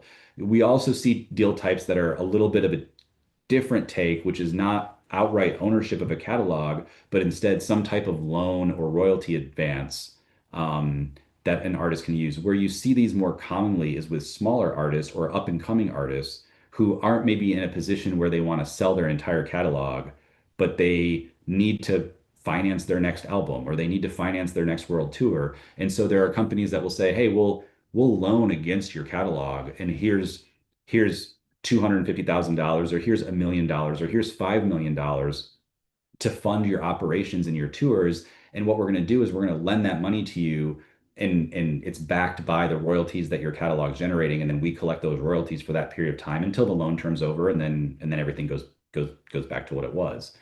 So you're seeing a lot of companies doing those kinds of things. Um, these two at the bottom, these kind of get into the publishing type of deals that I already mentioned, so I won't belabor these too much. But co-publishing deals, administration deals. These are not these are the types of deals that you will see in diligence when you're doing a catalog acquisition or you're doing a royalty loan advance, and you have to diligence the assets. You're going to see okay, this artist, we're buying this artist catalog. Well, this artist has four different publishing deals that have been split up into different jurisdictions. We have to understand kind of who has what rights and what territories are collecting where. So those are some common deal structures. All right, let's talk about like the key documents you might see. So in a catalog acquisition, your purchase and sale agreement is your main agreement that does that. It contains your reps and warrants, your IP assignments, all types of indemnities and escrows, and it's not unusual to have earnouts in there that, if I buy your catalog and it performs the way it's supposed to perform, then after, 2 or 3 years, you'll get a bonus. And after 2 or 3 years after that, you'll get another bonus if it keeps performing correctly. And under the purchase and sale agreement, you have all types of ancillaries. So you have short form agreements that need to be recorded with the Copyright Office or registered with various PROs to make sure everyone knows that the rights to that music has changed hands. Very often, if you're doing the deal with an artist, you have to get a spousal consent, that the spouse is waiving any rights that the spouse might have to that music or those royalties. We already talked about publishing agreements, co-publishing agreements, admin agreements. We just talked about loan and royalty advance agreements. And then there's just a host of different licenses. Now, if you're working in music catalog acquisitions, you're not necessarily going to be the one doing the licenses, but you're going to be reviewing those licenses, and you need to understand what the syncs are, what the sample licenses are, what the blanket licenses are. So I won't belabor this slide too much in the interest of time, but these are a lot of the key documents that you would very often see. So let's talk about how to diligence these things. Let's say in the context of a catalog acquisition, you're representing an institution that wants to go buy a catalog from an artist. All right, so you're going to have to look at all of that artist's songwriter agreements. Did that songwriter ever assign to a publisher, or did that songwriter retain his or her own songwriting composition ownership? Then you have to look at, okay, what's been registered, and this is a jurisdiction by jurisdiction thing, so it's unique to every situation. But like in the United States, there's no rule that a song has to be registered. A composition doesn't need to be registered in the United States. There's advantages to it, and you can't really enforce it an infringement unless you register, but you don't need to register. So where it's registered, for songs that are registered, you want to look at those and make sure that everything looks right with those registrations, and that there's nothing that looks like maybe a broken chain or something that like names are showing up on the registration that aren't what you expect. And that's if the songs are registered. If the songs aren't registered, then you don't really have anything to go on. So then you're just kind of taking it on faith from the songwriter and having to like use representations and warranties to understand what you're getting. Where it gets really messy in diligence is prior agreements. I mean, if you're the first one to buy from that artist or songwriter, that's great. But very often, the artist and the songwriter have already done a bunch of other deals. They might have done a publishing deal. They might have done a couple different administration deals, like I mentioned before. So you have to review all of that and understand like what rights have already been granted to other people. There might not be that much left for me to buy. If there are work for hire agreements, that can change a lot in music rights, and so it's very important to understand if there has been any work for hire that relates to any of the songs. And then another thing that this kind of gets to the whole knowing which rights you're buying, but sometimes we do deals and everyone will think it's a deal for ownership of the copyrights, but really what it is it's just rights to collect a revenue stream that's currently going to someone else, because the ownership of the copyright actually rests with someone else entirely. And so you need to know the difference between buying like a deal where you're actually buying IP versus a deal where all you're doing is buying a right to receive income. And you have to pay attention to splits. I mean, in the music industry, it's very common for a song to be owned by multiple people, especially if there's like a band or something like that. It's like you might do a deal with someone, with a recording artist, but they might be one member of a four-person band and only own 25% of each song. So then you have to like keep track of what the landscape looks like with the other 75% of the song and who those people are and who their agents are and what rights do you have or what rights don't you have. And then you always have to understand, infringement risk, like which is a real thing in the music industry. And frankly, it's very hard to scope because it's very hard to know if an artist went into a recording studio and recorded an album and accidentally heard something in their car on the way to the recording studio and didn't even realize that they had, we call them earworms. They had a little bit of a ditty like stuck in their head and they thought they were improvising something in the studio, but really they were just regurgitating something they heard, which was on the radio, and they accidentally infringed another artist's song. So these kinds of things are just inherent in the industry, and they take a lot of diligence. And frankly, investors in the space have to develop a little bit of comfort with it, knowing that this is just a risk that is inherent in this type of asset. On the royalty side of things, and the financial side, there's a lot of financial diligence that has to go into a catalog deal. Now, it's usually not the lawyers who are doing that in the first instance. It's usually financial advisors and the firm who's performing the music valuation that I mentioned before. But as lawyers, we work hand in hand with those people. And often what will happen is the people doing the financial analysis they're usually looking at somewhere between 3 and 5 years of royalty statements coming from everything, coming from the PROs, coming from the Spotify's, coming from the record labels. They'll look at those and they'll need to come back to the lawyers and say, well, this is what we're seeing in the royalty statements.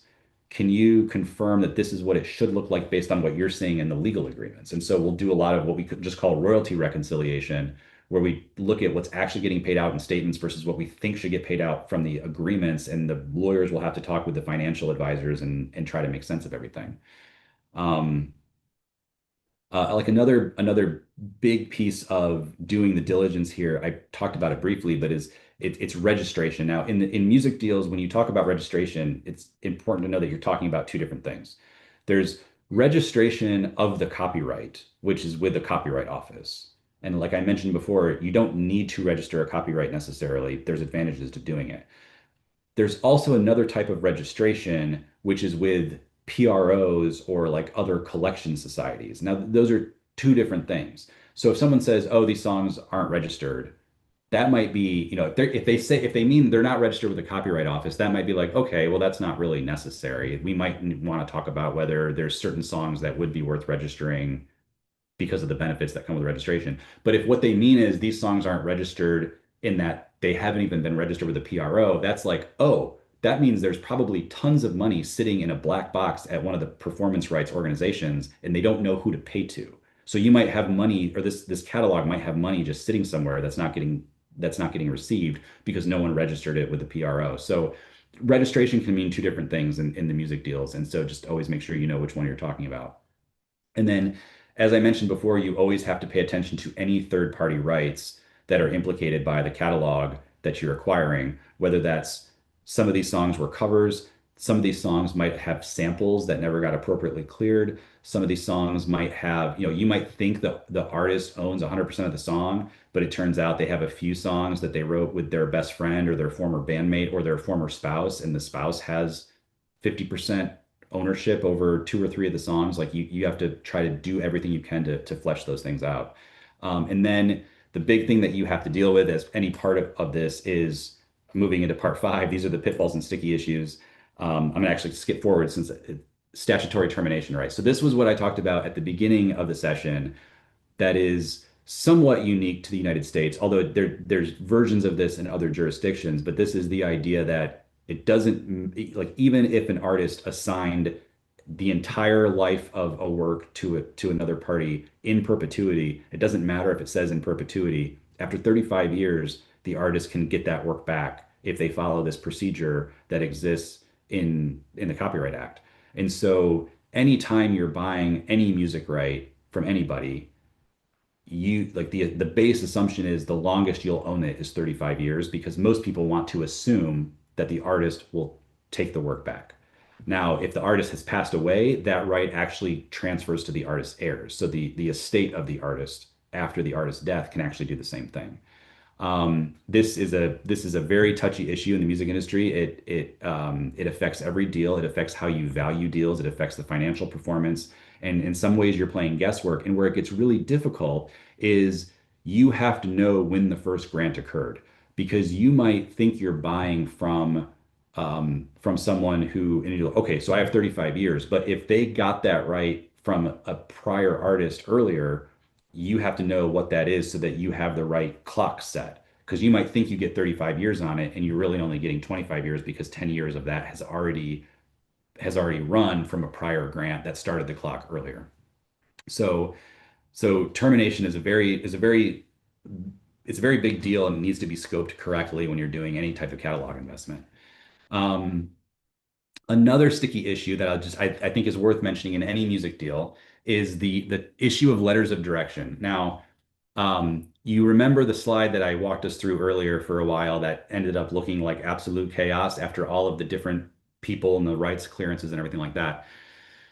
Because of how fractured the industry is, it's not unusual that when you're doing a deal with an artist, certain of those artist rights are already tied up somewhere else, like the record label or the songwriter's publisher or something like that. So you might be doing the deal with the artist, and that's who you have contractual privity with, but you have to rely on other people to forward the revenues to you.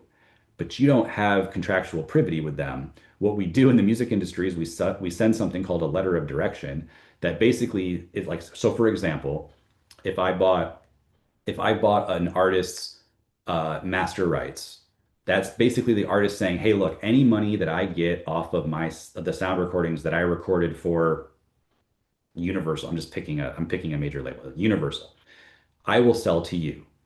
Well, what that means is I, as the buyer, am entitled to any of the sound recording royalties that come from that artist's record, but that artist isn't the one who's collecting that money. It's coming in from UMG. And so then I have to send a letter to UMG that says, "Hey, I'm Rory. I just bought so and so artist's master royalties. Please direct all of your royalty payments to me now instead." So, and this is very common in the music industry, and most payors will honor these letters of direction, but they're not they don't have the same legal effect as a contract. And usually when payors honor these, they will even say, when they acknowledge them, they say, we are honoring this letter of direction as, merely as an accommodation to our artist. Meaning, yeah, you want me to send the money to you instead of the artist because the artist sold the rights to you. Yeah, sure, I'll do that. But if anything goes wrong, you don't have any enforcement rights against me because my deal is with the artist.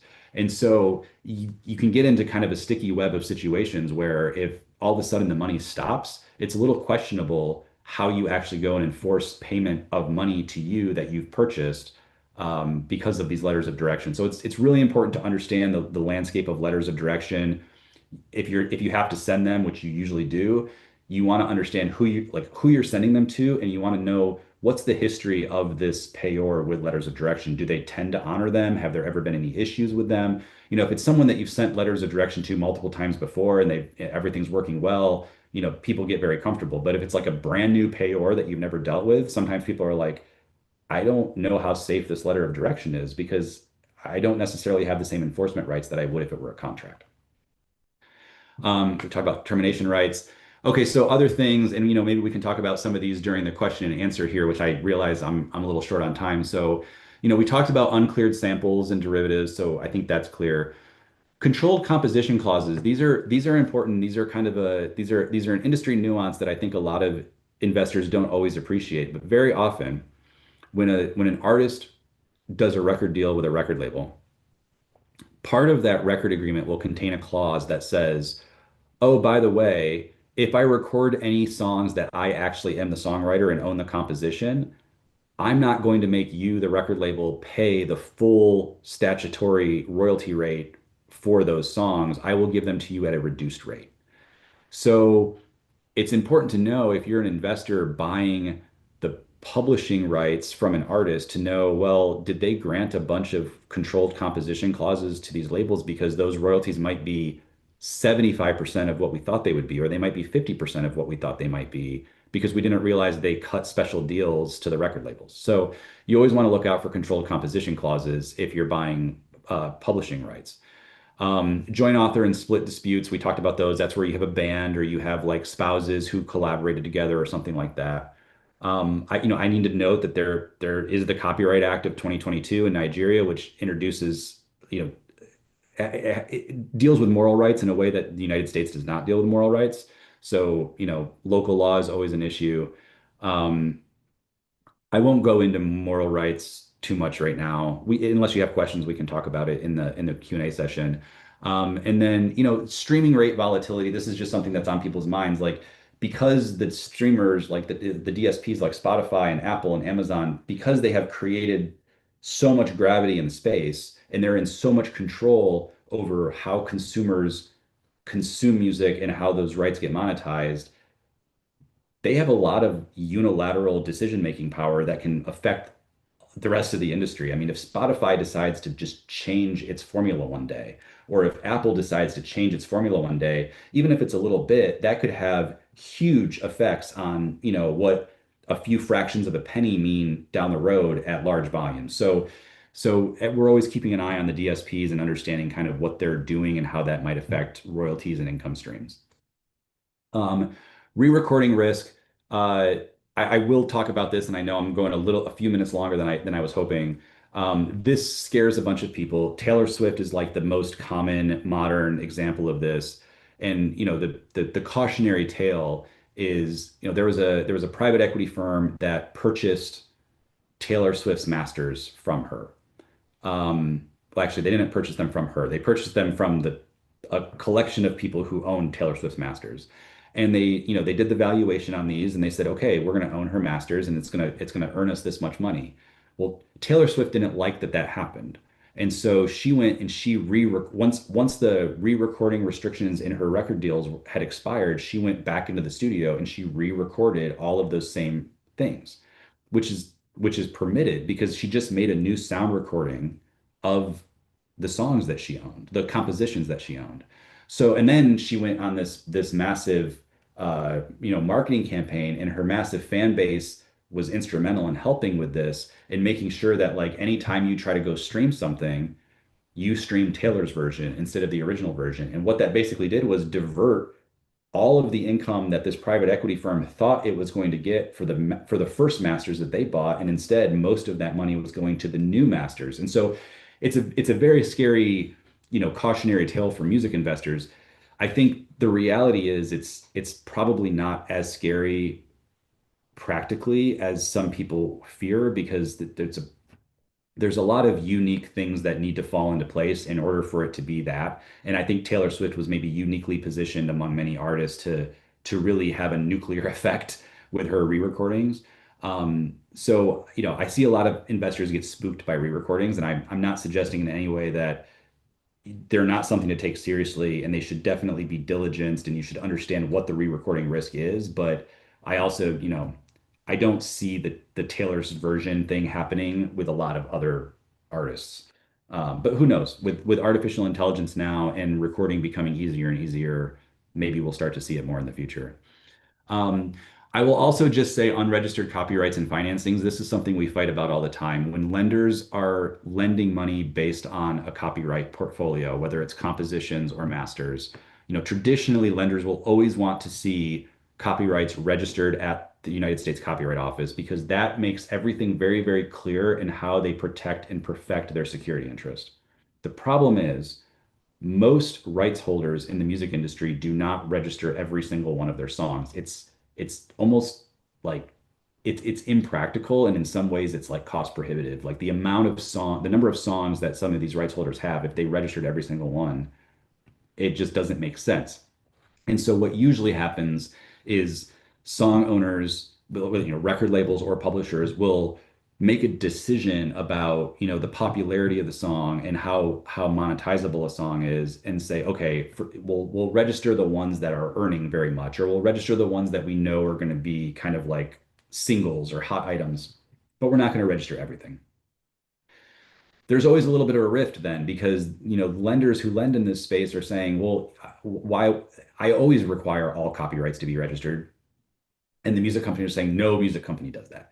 So what we end up seeing is some kind of negotiation between lenders and borrowers in this space to say, look, we'll make sure that, whatever songs are generating 60% or 70% or 80% of our total MPS or NLS, we'll make sure those are registered. But that whole bottom half of everything, like if they're only earning pennies, like I'm not going to go register them. And so that's usually a negotiation point in deals. And we tend to land somewhere between 60 and 85%. I would say 80 to 85% is probably the most common number I see. But it's always kind of an issue with these deals. And then I'll mention AI use in songs because we have, like, right now, the US copyrights position is anything generated with AI is not a human, and so it's not eligible for copyright. And so that means it arguably doesn't trigger a royalty because I mean, most of these royalties are triggered on copyright. And so if something doesn't get a copyright, then question whether there's actually a royalty that's due. You could create an obligation to pay a royalty contractually, but it doesn't necessarily fall into these very, very known and statutory copyright royalty concepts. So this is an area to watch. Disclosure obligations around how AI is used when you're registering with the Copyright Office, and like what that actually means for, does the artist own nothing? Do they own 10% of a song, but 90% was generated with AI, so they don't get rights over that? It's an evolving area, and we're all watching it very, very closely. So key takeaways: two copyrights in every song. You have to know in a deal what royalty streams you're talking about and which royalty streams are part of the deal in order to know how to diligence them. You need to understand what your deal structure is and who you're actually transacting with. Pay very, very close attention to diligence, and always keep track of these pitfalls and sticky issues like termination rights, letters of direction, any type of moral rights in foreign jurisdictions. And that's that. So I went a little bit longer than I was hoping to, but sorry, I hope you bear with me. Happy to open it up to any questions because I know that's a lot of information. And I mean, if you retain 10 to 20% of it, I think that'd be great. But I don't want to speak out of turn, but I think these slides are actually made available. So you have these as reference points too. Thanks a lot, Rory. What a brilliant presentation. And thanks a lot for keeping it very simple. And you can see all the comments that are coming through and people clapping and showing signs of love. Really amazing. Thank you very much for the session. There's quite a number of questions here. I'll just go through them very quickly and then let you answer each of them. I might skip some if they're not relevant. Now, the first question comes from Gabriel, or no, sorry, from Gladys, who says, "Good afternoon. Is copyright law still functional in Nigeria, having regard to the manner music or songs are being plagiarized by new artists without any form of prosecution?" Now, this is not your question, Rory, because this is actually a Nigerian issue, but I reckon that we could approach it from the perspective of, what type of enforcement rights do artists have when their music is plagiarized or copied without authorization? Yeah, absolutely. So, yeah, and fair, I can't and shouldn't speak to Nigerian copyright law of 2022. I mean that is an act, but I can speak to it from an enforcement perspective generally for copyright.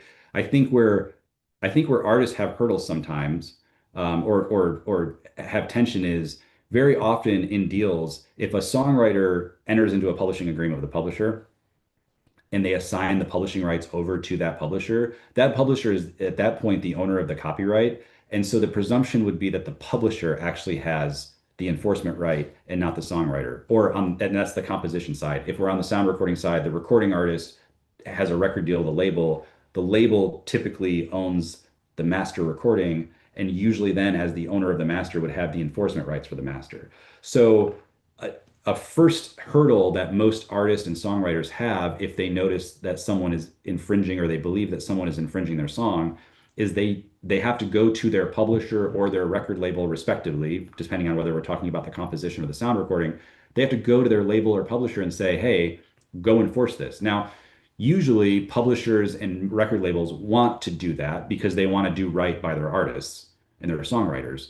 But they also might make a business decision about whether or not it's worth, you know, spending the resources and time and capital necessary to undertake an enforcement action.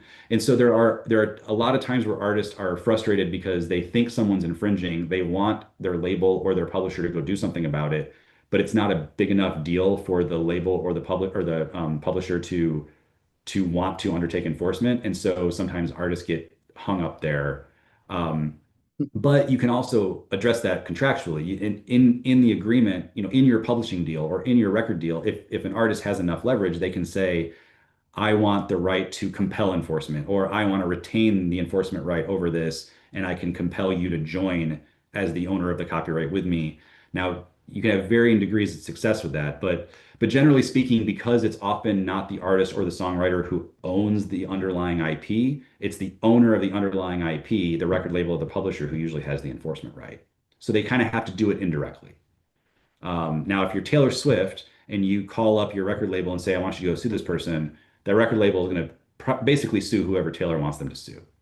But if you're one of the smaller artists on that label and you say, hey, I need you to go sue this person, you might have a little bit of an uphill battle getting the label or the publisher to say, yeah, yeah, okay, fine, we'll go do that.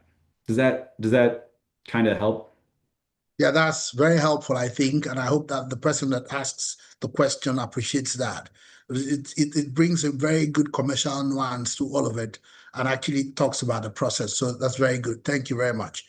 Now, the second question, I think, has been answered towards your closing, but I'll just go through it very quickly. So it says, so if you say, if, as you say, after 35 years, there's a revert to the original owner, regardless of any any prior agreement with the purchaser, why does he have to file a notice to effect the revert?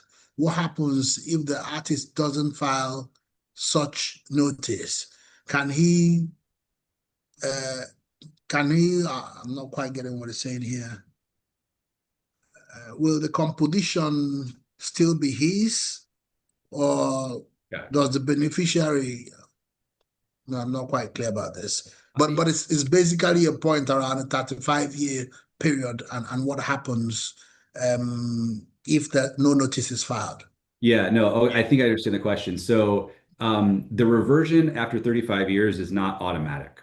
And I think it was created that way on purpose because sometimes artists are perfectly fine leaving their rights with whoever they assign to.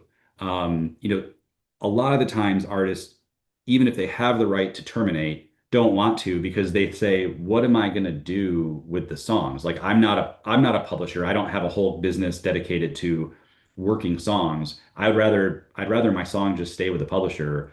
They know what they're doing. They've been monetizing it for the last 35 years. Let them keep doing their job and I'll just keep collecting my contractual royalties. But Okay. but also I think for a long time the industry, record labels, publishers, people who got rights from artists and songwriters almost kind of counted on or hoped that artists would just not, because if there's a window in which you have to file the termination notice, and if you don't file it within the window and you don't file it correctly, then you basically waive the termination right. You lose the ability to revert. And for the longest time, I think a lot of people in the industry kind of relied on the lack of information and a lack of sophistication among artists and songwriters who just didn't know better. But now what we've been seeing over the last number of years, maybe decade or so, is a lot of like plaintiffs shops and entertainment firms that really focus on reversion and termination rights and really educating artists on this is exactly what you need to do. So we're seeing more and more of these termination notices filed because collectively the industry is getting a lot more knowledgeable about it and artists understand their rights more than they did maybe 20, 30, 40 years ago. So to answer the first question, if you miss the window, you lose the right. It just stays with whoever you assigned it to. That was partly because we didn't, the Copyright Act didn't want to force a reversion if the artist is happy with how things are going. They just wanted to give the artist the right to do it because the Copyright Act recognized that when an artist starts out, they might have this much bargaining power. And we don't know a song written today if it's going to be massively successful or not. So sometimes artists would sign their rights to music over for pennies because they didn't know how much it was worth. And then after 35 years, we realized, oh my gosh, it's the number one song of all time. And so the idea is the artist gets a second bite of the apple to say, okay, I sold it for pennies before. Now I want it back so I can maybe go sell it again for the proper value and get the value for my work. Thank you very much. I mean, the other question is not really for you, but it's a typical Nigerian question. So I decided to take it. So this is a law graduate or who's going to be called to bar very shortly, and he's talked about people who will get CPD points because they are lawyers. And then he asked the question, what am I going to get, for attending the training? And so it's a free training. Rory is actually doing this pro bono all the way from America, giving you a lot of knowledge very early in the morning out there. And then somebody's asking, what are they going to get in return? And I just say that for us here at TPT, the priority is actually to give people the knowledge. And then for the MBA, if the points come true, they come true. But actually now, there's really no real legislative value to the points. So take the knowledge and work with it. So then the next is from I think it's Obaro. I have a client who operates a hotel and club where they play music and live performances every week. At the time, agents of performing musicians of Nigeria started disturbing him for monthly royalty. I had a meeting with them and we agreed on a monthly sum as royalty. Do you think this monthly royalty to PMAN qualifies as payment to PROs? Now, I think this again, Rory, is reading off for you, but there's been this fight between COSAN and PMAN as to who has the right to collect royalties, and I think we can deal with this outside of this session. Now, the other one is, does the US Copyright Act or any copyright legislation within your knowledge have contractual rights protection for artists? And what are these protections? Protections for artists just generally. I mean, well, I think the statutory termination rights that are built into the United States Copyright Act are specifically designed to protect artists who might have made bad deals early on in their careers as a way to try to equitably reimburse them later on for their work. So 35 years down the road, if something was very valuable, you can take it back and then do a new deal. I mean, that is a protection for artists and songwriters and book authors and anybody else who creates a copyright. But like I said, it specifically plays out in the music industry. I mean, that is a protection for artists.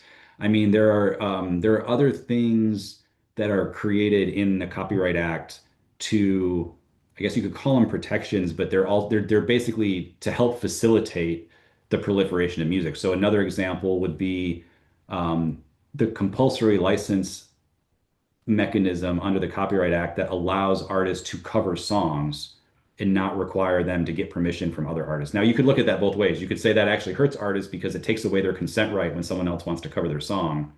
But it also helps artists in that it allows the free creation of music and the proliferation of music as a cultural phenomenon without tying up too many rights. So depending on your philosophy, you could look at a lot of the provisions of the Copyright Act as artist protections, or maybe more rightly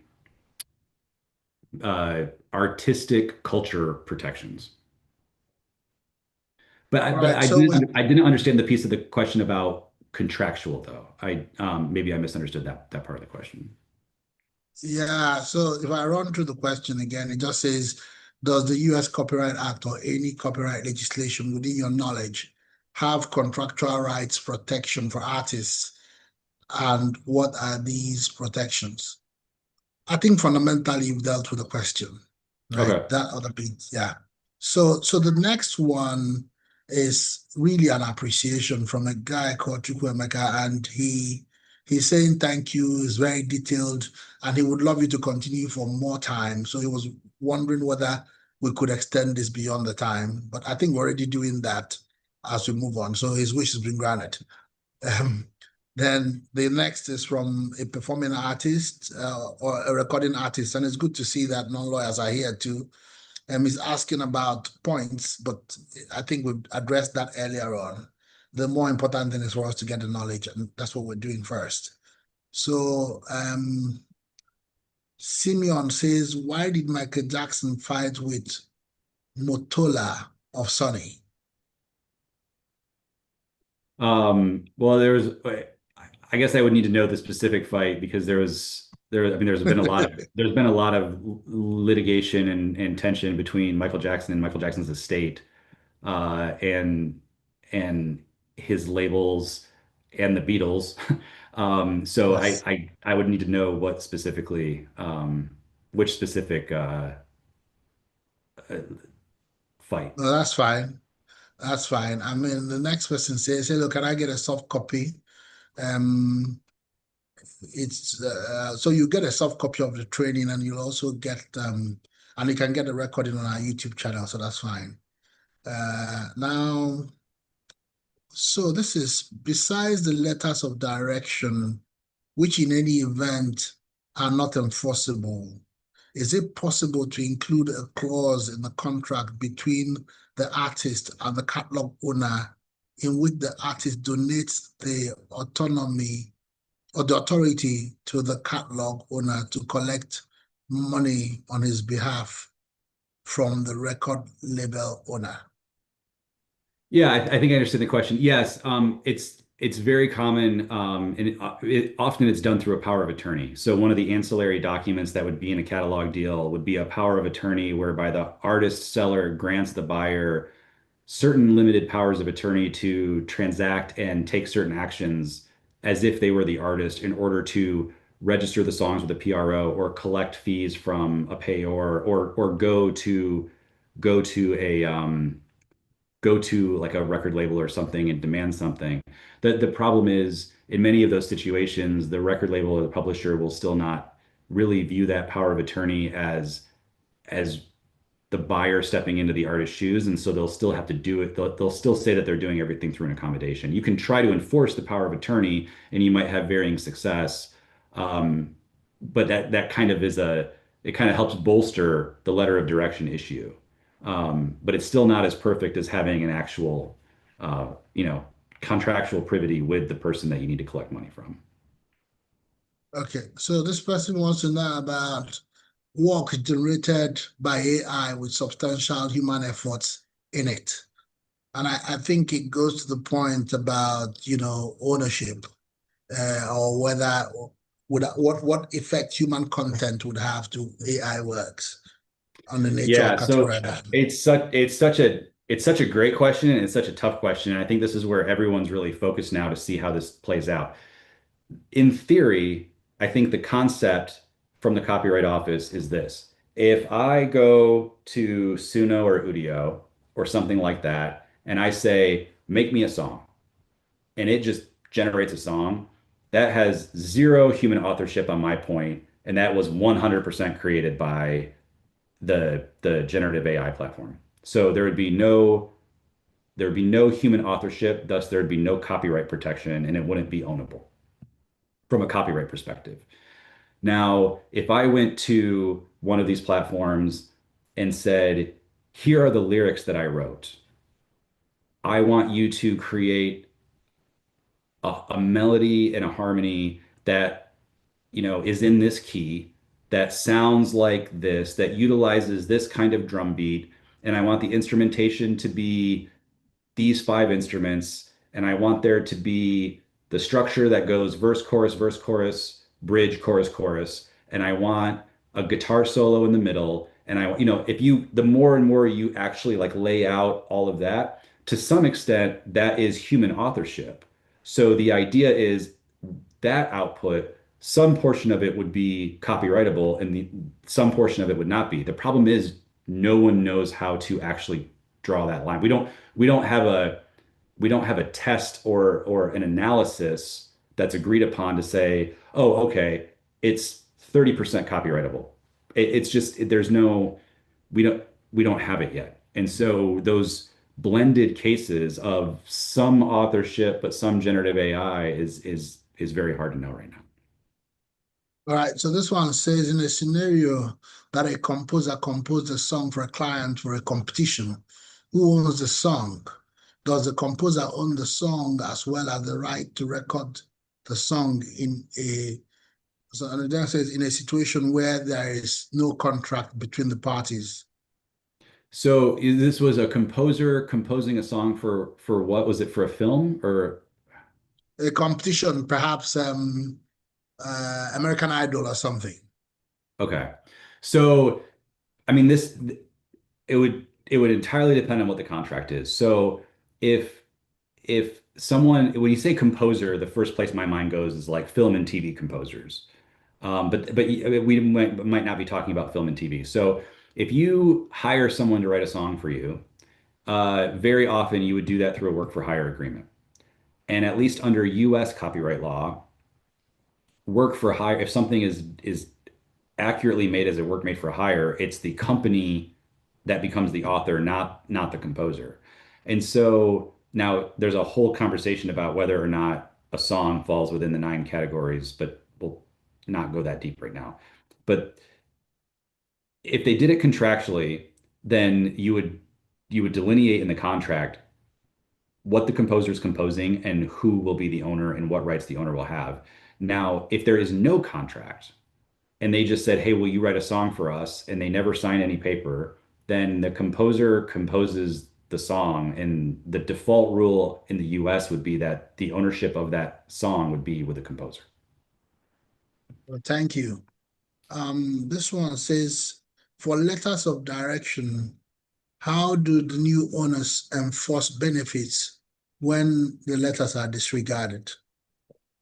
That's very difficult. So if you have a payor that is not honoring a letter of direction, then you have to start going a few different routes. One would be if you were able to get a power of attorney, like we talked about 2 or 3 questions ago, and if the power of attorney grants the rights to do all of those things, then you could try to go and seek enforcement via your power of attorney, which is one route. And additionally, usually when we do those deals, even though we get a letter of direction, we have backup language in the contract with the selling artist or selling songwriter that says, if for some reason we aren't able to collect from your label or your publisher, we can compel you, artist, or you, songwriter, to go to your label because you are the one that has privity with them, and we can compel you to force this, and then you collect the money and then you divert it back over to us. So there's a few different like back channels that we create as like backup options,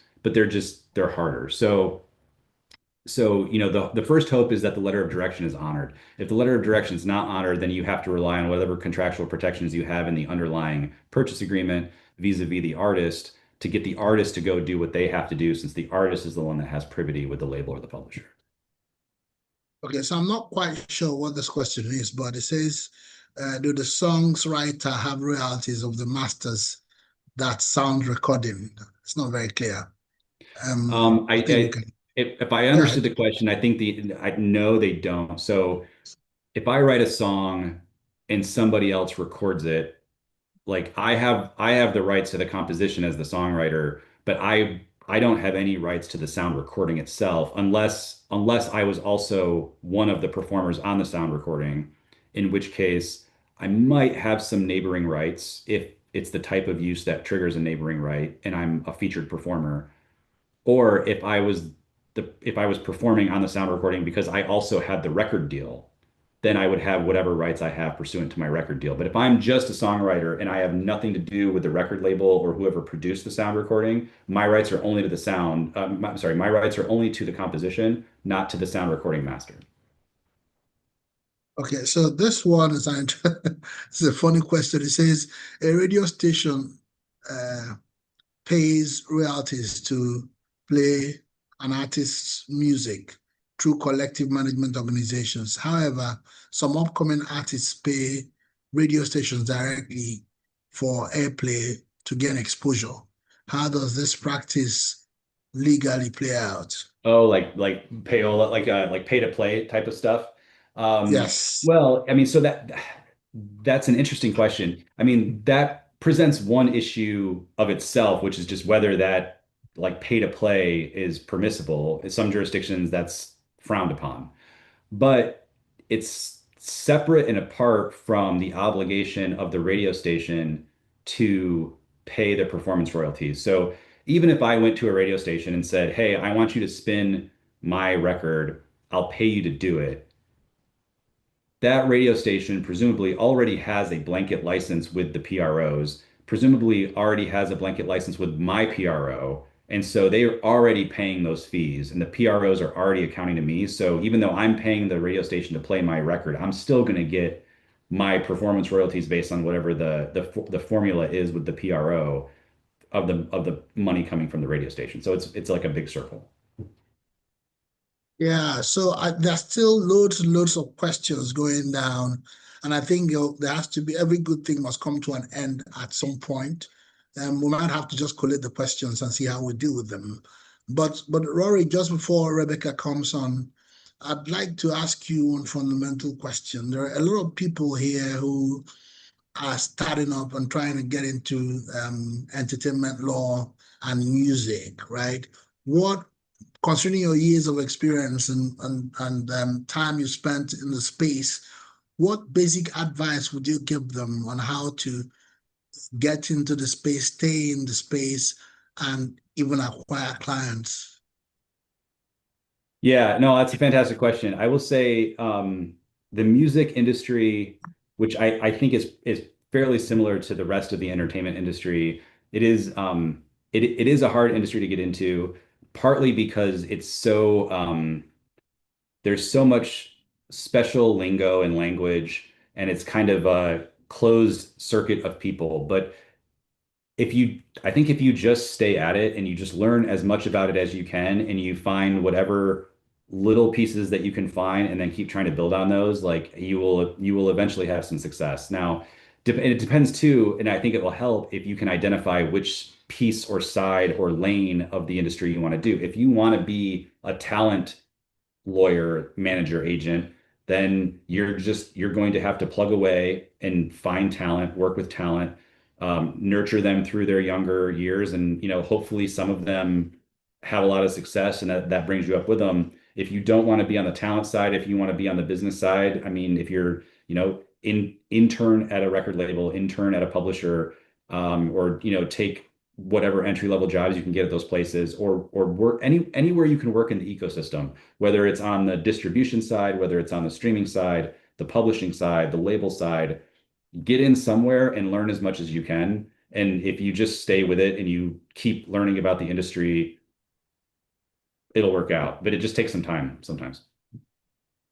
Thanks a lot, Rory. What a brilliant presentation. And we're so grateful to you and to Ekingom for this great opportunity.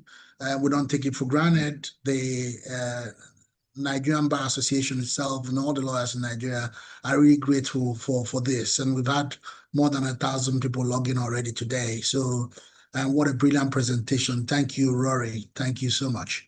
Thanks very much. Thanks for having me. And Rebecca, sorry we went over a little bit. Yeah, so Rebecca, I'll just do a quick introduction and you come on, right? So Rebecca Potage focuses a practice on financing and co-financing transactions, as well as single project loans in the entertainment and media space. She represents a variety of clients across the industry, including financial institutions, production companies, distribution, and private equity firms. Rebecca also serves on the Chairperson's Associate and Counsel Committee.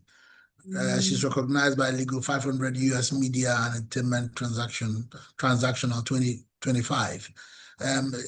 Rebecca is counsel at Ekingom, and like Rory, she's also doing this for us pro bono, and we're happy to have her here. Rebecca will be talking on film and television, but entertainment financing 101. Thank you very much, Rebecca. The floor is yours. Great, thanks so much for that introduction. Will you guys be sharing the slides, or should I pull them up on my end? You can share it from your end, or do you want us to share it from this end? Yeah, do you mind sharing from your end? Okay. Thanks so much. So, while that's getting pulled up, go ahead. While that's Sorry, I getting didn't pulled get that. up. Mhm. I didn't get that, Rebecca. Oh, did you mind pulling up the slides? Yeah, they're gonna set it up in a minute. Perfect, thank you. So just while that's getting pulled up, again, thanks for the introduction. As mentioned, my name is Rebecca Potash. I am a counsel in the Los Angeles office of Aiken. And I work in our entertainment transactions group. My practice focuses primarily on entertainment finance, which is what we'll be discussing today. I primarily represent banks and other lenders in the space, so the presentation will sort of focus on financing from the perspective of a bank lender. So of course that can be extrapolated from the other side, from more the producer side.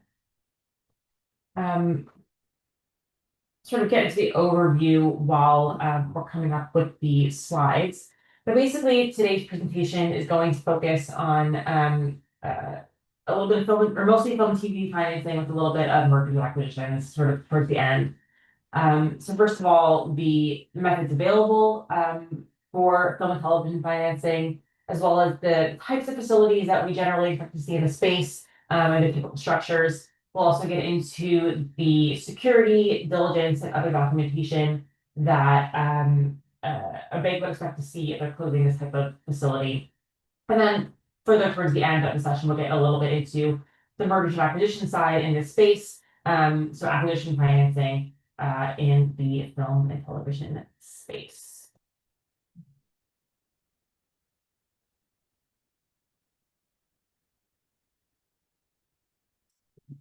Hold a minute for the slides to come up. Just a second, we're coming up with the slides. Yeah, Just a no second. problem, thank you.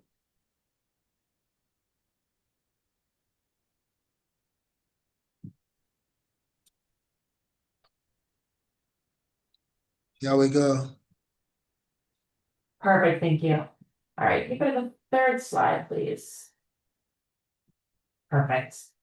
All right, so generally speaking, there's two main buckets that we think of for the television financing space. One, which we'll get to a little bit later in this presentation, is single project financing, which is essentially what it sounds like. Those are going to be loans whose goal and whose purpose is to fund the production, development, and exploitation of one single film or a single season of a television show. The other, which is what I'll discuss first and what is on this slide, are film and television credit facilities. These are meant to fund a wider array of a producer's output or library. Typically, the borrowers of these facilities will be entities that hold either some combination of underlying and exploitation rights in film and television assets, with the expectation being that they'll generate attractive receivables. So the typical assets are those film and television libraries that the borrowers hold rights in, with the bank then lending against the expected revenues from those rights, most typically like a license agreement, so just a distribution agreement from broadcast, AVOD, or SVOD. And particularly with the strong demand for content from SVOD libraries we've been seeing the past number of years, that's really driven a rebound in both the value and popularity of both the acquisition and financing of TV libraries. So the standard debt deals in this space that we expect to see are borrowing-based facilities, either term or revolving. We'll get into a little bit later in the presentation sort of what the difference between those are. But generally speaking, a bank will take security over all assets of the borrower, as well as and including all assets of any of the borrower's subsidiaries. So within those assets, sort of the main valuable collateral is, of course, in this space going to be the copyrights. It's going to be the copyrights in the scripts, in the actual IP, as well as any trademarks that the borrower or any credit parties holds. Then, of course, the exploitation and other distribution rights in those copyrightable works. And then the resulting revenue streams from those exploitation rights, which, again, most recognizably would include license agreements from all sorts of distributors. So, while it's an all asset lien, what makes it a borrowing-based facility is the lender's only going to lend against certain titles for which they perform the due diligence. Only titles and credits are what we call included in the borrowing base, and we'll get into a little bit of what that means more particularly. Can we go to the next slide?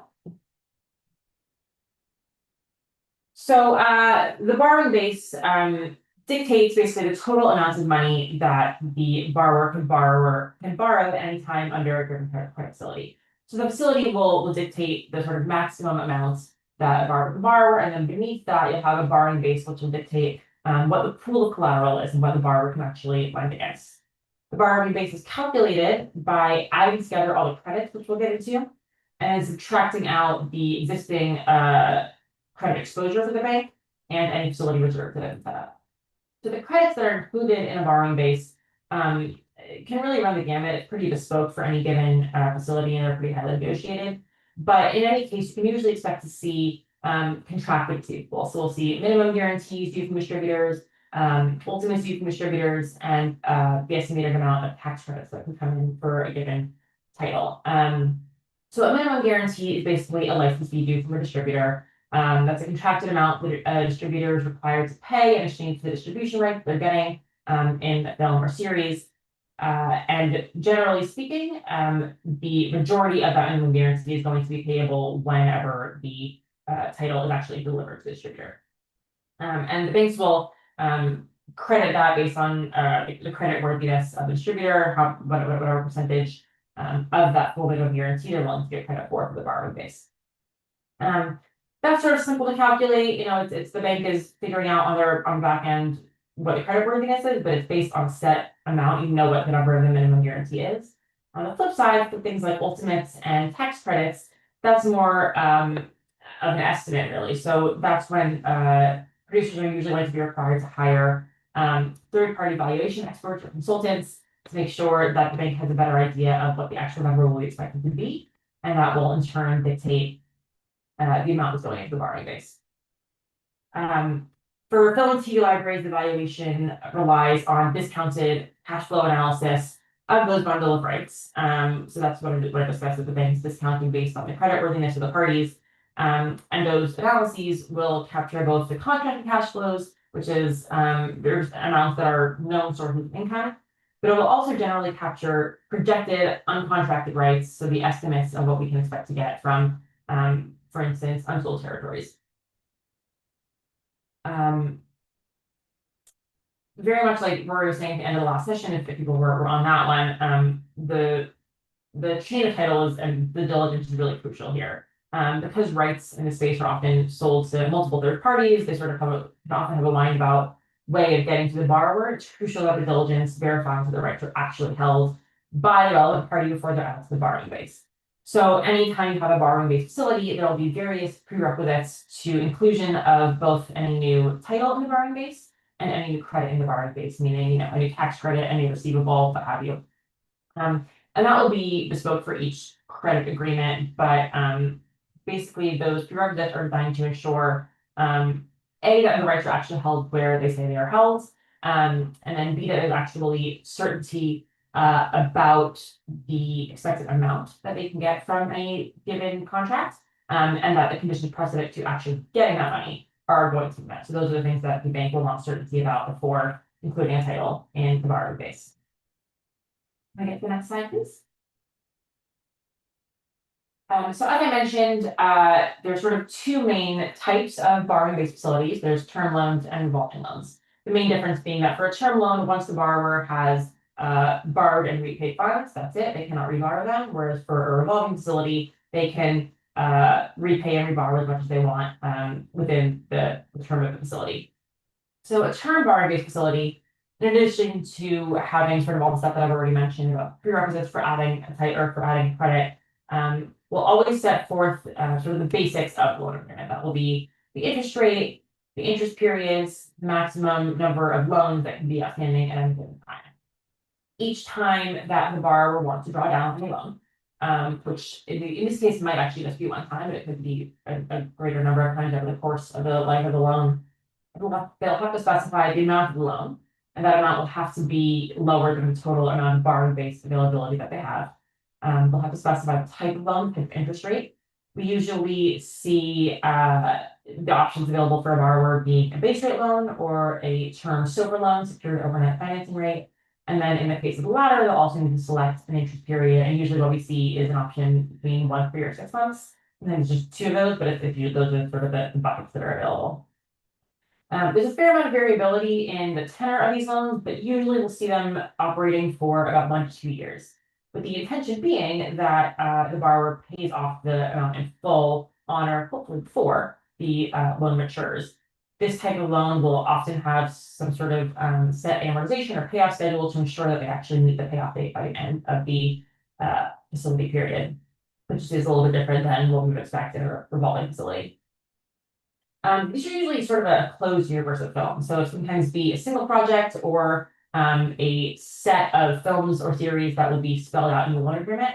And then the way that a borrower base comes into this is that the borrower can add new credits. So it could add a new distribution agreement that's entered into. It can add a new tax credit. Sometimes P&A credits are added, but because it's sort of a smaller, shorter term facility, we would expect to see a more closed universe of titles that will be funded in a loan agreement. Which brings me to the next slide on revolving facilities. So as I mentioned, these are facilities in which the borrower can borrow, repay, and reborrow as much as it wants over the course of the facility, of course, given that it has enough availability under the facility. The loan agreement itself, or the credit agreement itself, will look pretty similar in many ways to a term facility. It will still set forth the interest rates, the interest periods, and the maximum number of loans. The borrower will still need to specify that every borrowing, the amount of the loan, the type of loan, and the interest period will still need to be within the borrowing base. And they'll have to specify the new borrowing base, usually about every month, so that they can report to the bank what items they think they've added and make sure that that the bank has all the proper documentation to add those titles. So basically, when something is quote unquote added to the borrowing base, the borrower can borrow against that collateral. And as I've sort of touched on already, what added to the borrowing base means is that the lender has essentially completed its diligence on any title or any credit for that title. The diligence has to be sufficient both to meet the requirements that have been set forth in the particular credit agreement, as well as sufficient to perfect the bank's security interests in both the title and the particular thing that they are lending against. In these facilities, we also see pretty high level of variability in how long the facilities last, but usually around the 3 to 5 year range. And as I briefly mentioned in the previous slide, with fees, as opposed to ending at that 3 to 5 year mark, the hope is actually that they would continue afterwards. Hopefully they would be expanded or renewed. If the relationship is working well for the bank and the funder, then you would hope that they would just sort of continue the relationship and continue funding new projects. You'll usually see this kind of facilities with a bit more established film intelligence companies. So some of the sort of bigger indie players like A24 or Legendary, they all have facilities like this to fund their full sort of slate of projects. It doesn't need to be a company that big. Some much smaller companies also have facilities like this. But essentially, this is helpful for companies that are either producing or acquiring enough content that they would benefit from the more full infrastructure of a borrowing-based facility that allows them to add more titles as they go and benefit from the funds that come out of that. And sort of in that same vein, there's more flexibility for funding on these guys. So we'll see that the single picture financings, you can really only use that money to fund the particular film that the bank is funding. Whereas for a facility, you can use the financing usually for production or acquisition of titles. You can also generally use it for working capital general purposes of the company. And that will all be specified in the credit agreement. Sometimes there'll be more limitations on what can be done with it. But generally speaking, these are allow the borrower company to use the funds in different and broader ways than a single project loan. Brings me to the next slide. So that was the first bucket, that was credit facilities. The second bucket that I mentioned up top was single project loans. Now, as I mentioned, these are loans that are really the assets are a single film, usually film, sometimes television, as TV shows are getting bigger and bigger budgets. And as I mentioned on the last slide, the funds are really only meant to be used for that one particular thing. At its simplest, these can be loans just from one bank that's acting as a lender to the producer who's acting as the borrower. That producer would be expected to hold all the rights in the film. As films get more expensive, as structures get more complex, that is sort of a less and less common structure that we see. More often, we have more layers that you'll see in this chart. So more generally, the bank will act as an agent for a syndicate of lenders that helps to broaden the risk. The bank is not lending the whole amount by themselves. And again, because of the sort of size of a lot of these deals, there's also going to be other funding sources. So on the right, sort of the lighter bright blue, you'll see co-producers and equity. These are just some of the forms of financing that a borrower can get other from a bank. So this presentation is obviously focused on bank financing. But a lot of times producers will have a co-producer or co-financier. There's just another production company that's also putting in money. They may have their own bank, which, would complicate security a bit, but that's a common thing that we see. We also commonly see equity investments who would sit behind the bank, or mezzanine funding, which would also be secured lending, but again, sitting behind the bank. The general takeaway from all these other funding sources is that by and large, you're going to be sitting behind the bank. The bank is almost always going to be repaid first and get all of its money back before any of the other financiers see a return on their investment. There is some variability on that. Sometimes, particularly with the mezzanine lender, they'll be in first position on revenue from a certain territory, or revenue above a certain amount in a certain territory. And that's all fine. That can all be contracted with an intercreditor agreement or the like. But as a general rule, the bank financier and the other lenders, which act as agents, are going to be in first position. So the amount of a production loan is determined by, and in many ways limited by, two primary things in the budget. One is the tax credits that the bank is financing, and the other is pre-sales distribution agreement that the bank is financing. So I'll start off with tax credits. As you are likely aware, many jurisdictions will want to incentivize production to come to that territory, and they'll do that in large part by offering some sort of tax incentive, cash rebate for filming in that jurisdiction. The requirements obviously vary pretty heavily from jurisdiction to jurisdiction, but in most cases, they will require that the entity that is applying for the tax credit be formed in that jurisdiction. So, if we have a US-based borrower that's applying for a Spanish tax credit, they'll need to engage a Spanish production services company, which is what we call it, PSC, and that's how I'll refer to it. Sometimes they'll form their own company, sometimes they will just engage a third party. In any case, there'll be an agreement with them that will specify that this PSC doesn't hold rights in the film. A little bit of variability in that depending on the requirements of the jurisdiction, but generally speaking, the PSC will not hold rights in the film. They will be responsible for certain production services for the film, and they'll be responsible for applying the tax credit. The bank lender will always want to contract also directly with the PSC for a few reasons. One, they want to make sure that they're actually on the hook to perform the services that they say they're going to perform, and that the bank has recourse against the production services company if something goes wrong there. Even though they typically don't have any rights in the film, they may, or they generally will, have access to film materials, and just also sort of as a backstop, the bank wants to have security over any rights that could be held in the film, so they need that. And the biggest piece is tax credit itself. So basically, for both tax credit and distribution deals, the money needs to be contractually directed to the bank. So the way that happens depends on the jurisdiction. Sometimes it's just as simple as a direction to the tax credit authority saying that the money is going to the bank instead of to the production services company. Sometimes it's the sale of the tax credit, and then that sale is then directed to the bank. In any case, the bank will also need to take security over that PSC to ensure that the tax credit that's lending against is being directed to the bank.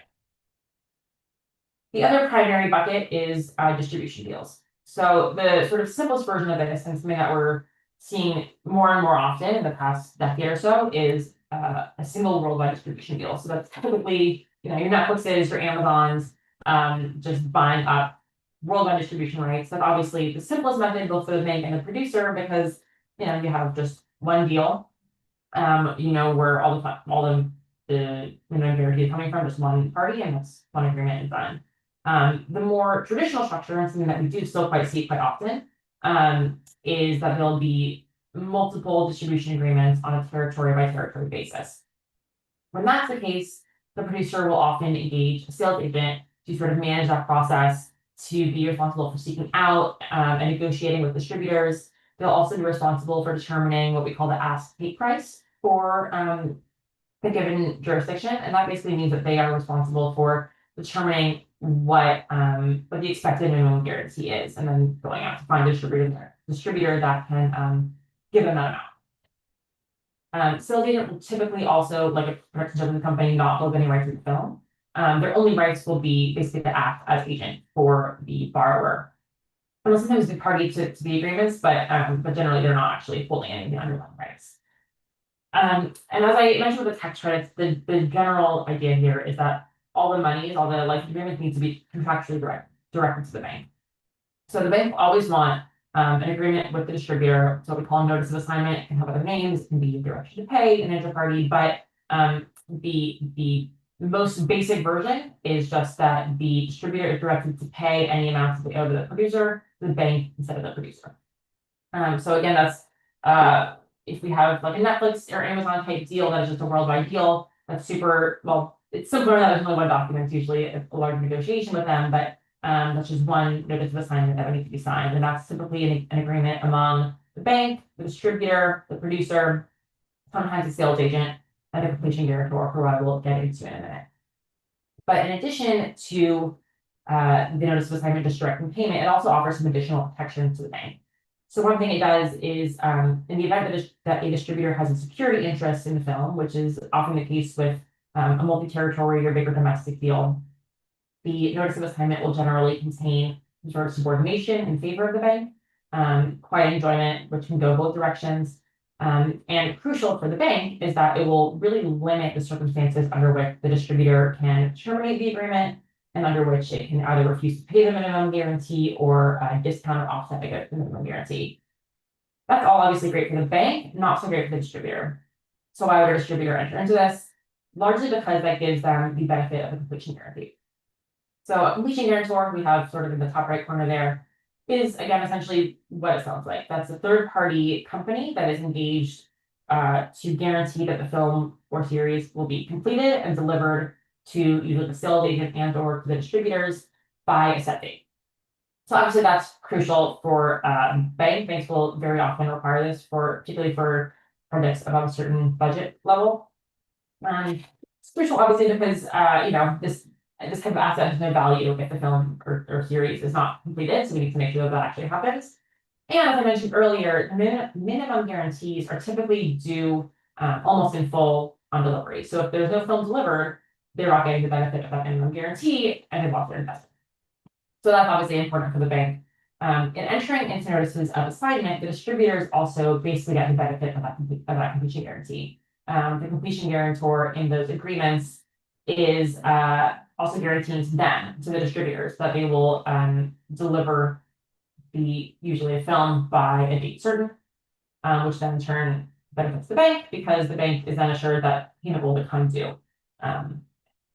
That is sort of the general typical structure of a single picture deal. Sometimes they'll have multiple tax credits and multiple production services companies. There can be any number of distributors and any number of equity and mezzanine financiers depending on the budget and sort of how complicated it all is. Next slide, please. Thank you. So with any of these types of deals that we've been discussing, be it a loan agreement, a credit agreement, what have you, the agent or the bank will also want to enter into various security agreements with first any party holding any rights in the title, and then often any party holding ownership rights in those parties, particularly in borrower, credit parties, or production services company.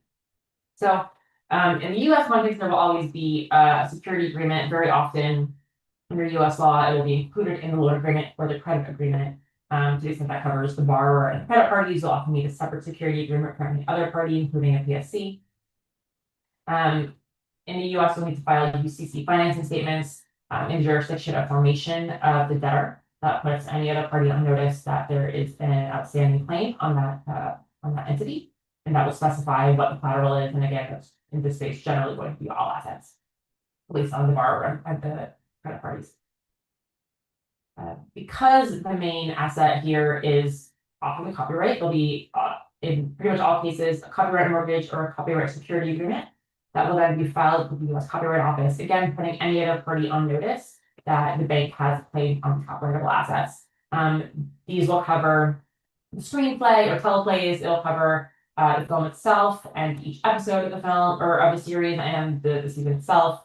In some cases, it'll cover, the book upon which something is based. So you really just want to run the gamut of anything that's copyrightable, going to go into the copyright security agreement.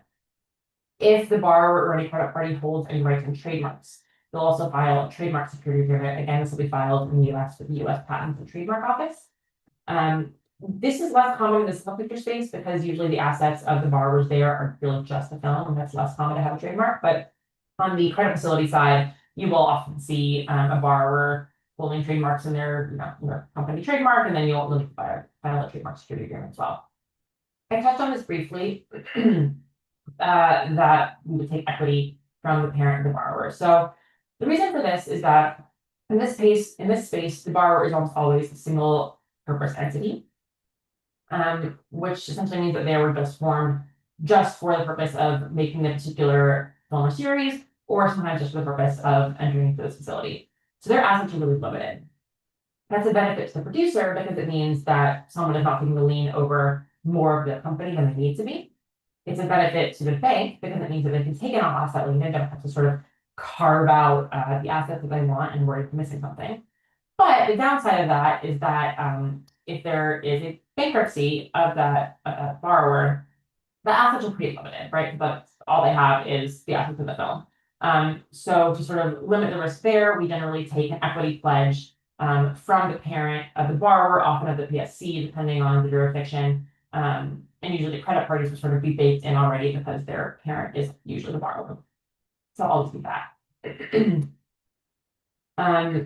Any bank account that is held by any of the credit parties will also be subject to bank security. So like a lot of the things that we discussed, there are two buckets here. One bucket is collection accounts. These will be accounts into which all monies that the bank is owed are directed. So any tax credit proceeds will go to a collection account. Any minimum guarantees will go to a collection account. And this is all money that is the bank's collateral. So from the outset, the bank is taking security over these accounts and it's taking control over these accounts. So the moment that there is a what we call a collection account control agreement in place, the owner of the account, usually the borrower or the other credit party, no longer has access to the funds in that account until the bank's paid off. The other bucket of accounts is production accounts. Those are the bank accounts that are going to be used day to day by the production company, particularly in the project loan space. It's in no one's best interest for the bank to have full control of that. We need the producer to actually have access to the production funds and be able to make their film. So in that case, the bank security will be a little bit different than in a collection account case. Basically, it will allow the producer or the owner of the account to retain control of the account unless and until there's an event of default, at which point the bank can come in and take control of the account. Usually, the completion guarantor, if there is one, will also be a party to the agreement that gives security to the production account so that they can also come in and take control over the production account if they need to in order to actually get the film completed. The last bucket here of documentation we've already discussed is the notices of assignment. We mentioned those can sort of be called directives to pay. These are the documents that make sure that all monies that are included in the borrowing base, that are included in the calculations that the bank is making, are actually being directed to the bank. As I mentioned, they can have subordination language to make sure that the bank's security stays in first position. I also want to touch briefly on this second column over here. I mentioned that the agent will take security over the borrower, any PSCs, any credit parties, again, anyone holding any rights in the title, as well as parent entities of the borrower and whatever other parties they're taking security over. But then this last point is licensing intermediaries and sales agents. So I mentioned on the last slide that sales agents typically don't hold rights in the titles. And that is generally true, but there are cases in which for various reasons rights are actually assigned outright to the sales agent, which is fine. We do see that structure from time to time. That just means that the bank will also want to take security over the sales agent, again, to make sure that they are perfected in the entirety of the copyrighted film. That's just an extra copyright mortgage and security agreement to make sure that they're protected against the sales agent. The last entity on here is the licensed intermediaries. With some jurisdictions, there are withholding taxes applicable that can really, in some cases, significantly lower the amount of the minimum guarantee that is actually going to be seen by the bank and or the producer. That obviously lowers the amount the bank is willing to lend because they're not actually getting the full amount of the minimum guarantee, they're getting it minus some withholding tax amount. So often, producers will turn to licensing intermediaries, which are entities that are formed in jurisdictions that don't have the same withholding tax obligations. Producers will often assign a certain limited set of rights, just the rights to distribute the picture in those two jurisdictions. They will assign them to a licensing intermediary that is from the country that will not have the withholding tax issue. And then that licensing intermediary will in turn enter into the distribution agreement, essentially acting for the borrower. So the borrower will not be part of that agreement, instead it will be the licensing intermediary. That's again fine. That's a structure that we see quite often and the banks are all used to seeing. But again, in this case, the bank can take security over the licensing intermediary.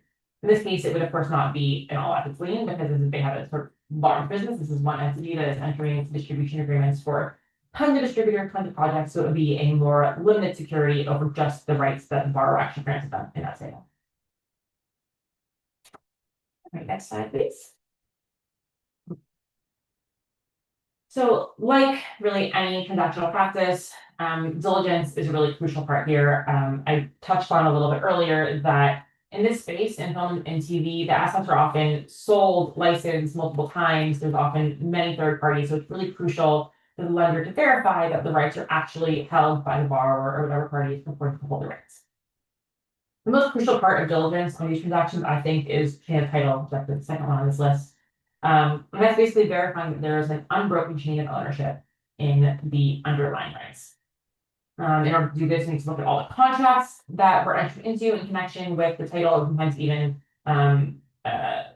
previous creation of the title, as well as through copyright office records. The most simple version of chain of title is just, a producer hires a writer to write a script, and that script is then immediately owned by the producer. That's super simple, super easy to diligence. Obviously, in the space, there's a lot of variability. Sometimes it's just an option to buy a script that has lapsed or been extended. Sometimes it's a script that's based on a book. Sometimes it's a derivative production that's based on an initial film or a season one. In that case, in addition to verifying the rights of the present title that's being produced, you'll need to verify who has rights to the first title. Do they have any derivative rights? Basically, you need to make sure that there's no one else who can claim rights in any part of the title, and that the rights to exploit this particular film or this particular series are actually held where they say they're held. We're going back up. Part of diligence here is reviewing any distribution of license agreements to confirm the contracted cash flows. So it's crucial to review all the agreements to make sure that the license fee is what is expected, the timing of that payment is as expected, the conditions precedent are going to be met, and that there's no conflicting distribution agreement, that no one licensed Canada to two separate distributors. That will also help determine if there's a security interest in play that needs to be addressed in a notice of assignment or a subordination agreement. There'll also be a royalty and revenue analysis to confirm the asset's earnings potential and cash flows that are available. This is particularly important for the more intangible assets, discussed earlier in this training, that like a minimum guarantee, you sort of have a pretty good sense of how much it's going to come out to, whereas for other sorts of assets, for sold rights, for most sort of tax credits, you won't necessarily know the number up front. So there needs to be sort of an analysis. That'll often be a third party that's contracted with sort of bread and butter is doing this sort of analysis to give the bank comfort as to what it's going against. Part of diligence here will also be clearing guild immunity obligations and residuals. These sort of listed out the big three in the US, the WGA, DGA, and SAG. They will also often take a lien on a title to secure the retaining of their residuals.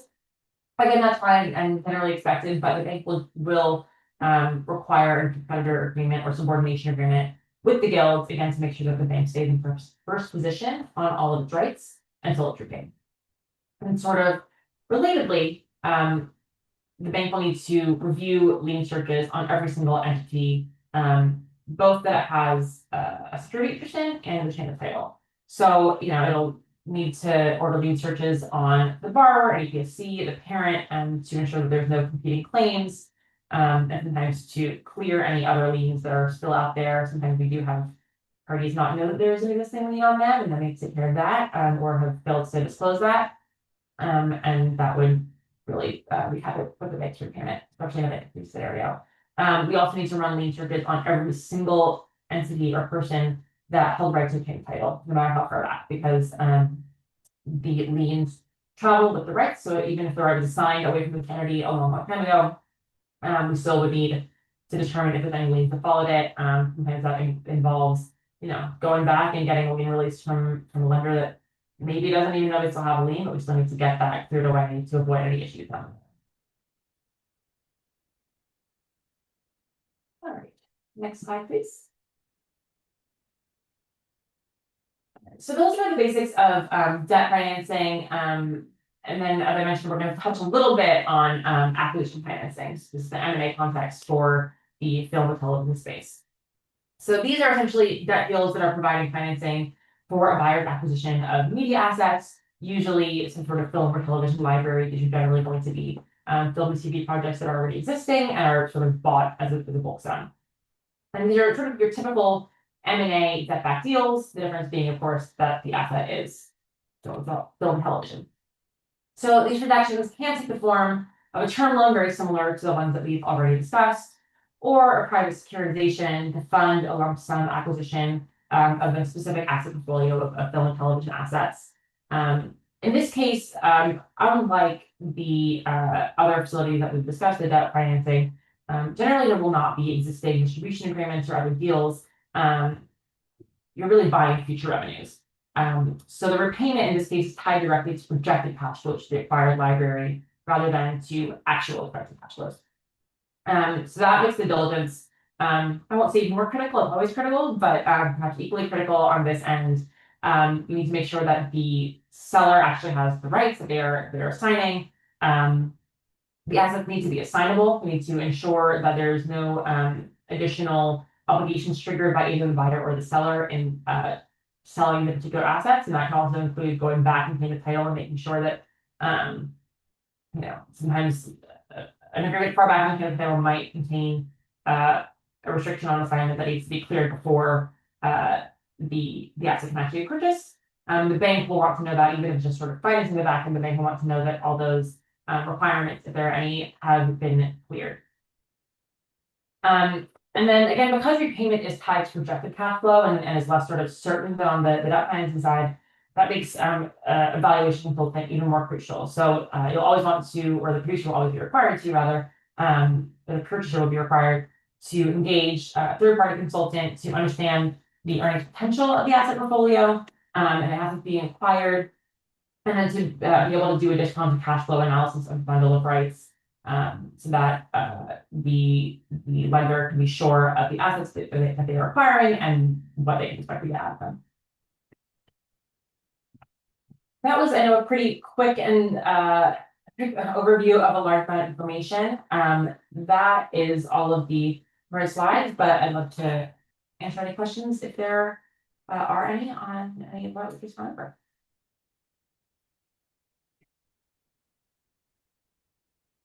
Thank you very much, Rebecca. I think that's you done. What a brilliant presentation. Thank you. And very extremely detailed slides. Thank you very much for the presentation. I don't think that the audience have caught up with sending in their questions yet. So we'll just wait for a few minutes to see if that comes through. But in the meantime, I want to thank the team from Ekingom. I think Rory is still here. Thank you, Rory. Thank you, Jessica Lewis. And thank you, Nedimai Fudunweke, for all of you for putting this together.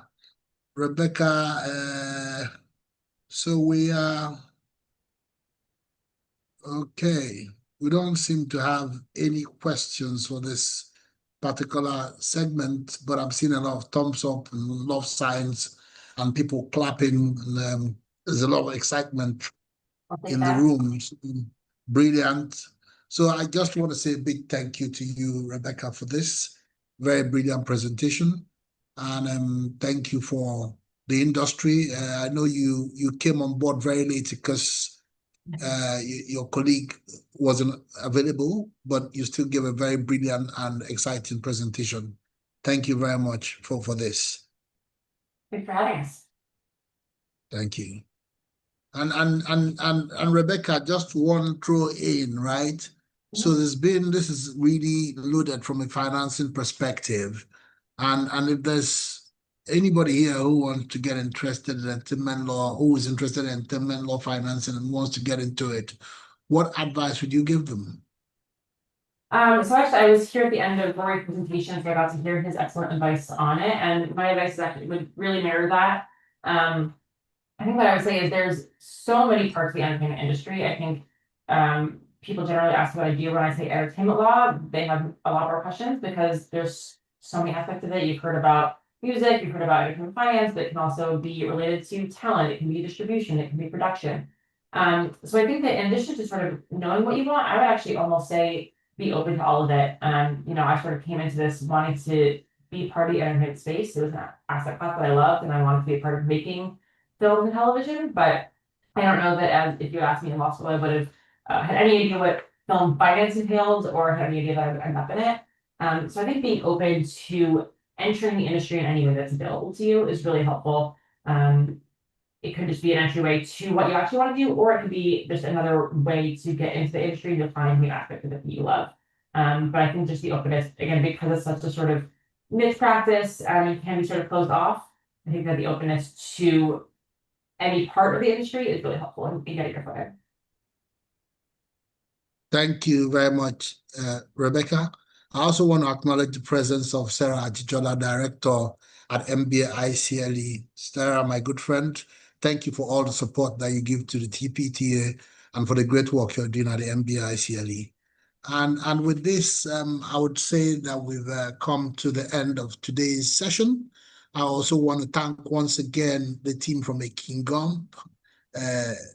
Rebecca, thank you very much for your time, and we're all very grateful. This has been done at no, is totally pro bono from your end, and we're grateful. We're grateful to Rory Wellever, Jessica Lewis, Nedemai Fudu, and also grateful to all those who have participated and contributed. And you can see that our members are quite delighted. Thank you very much, and God bless everyone. Thanks.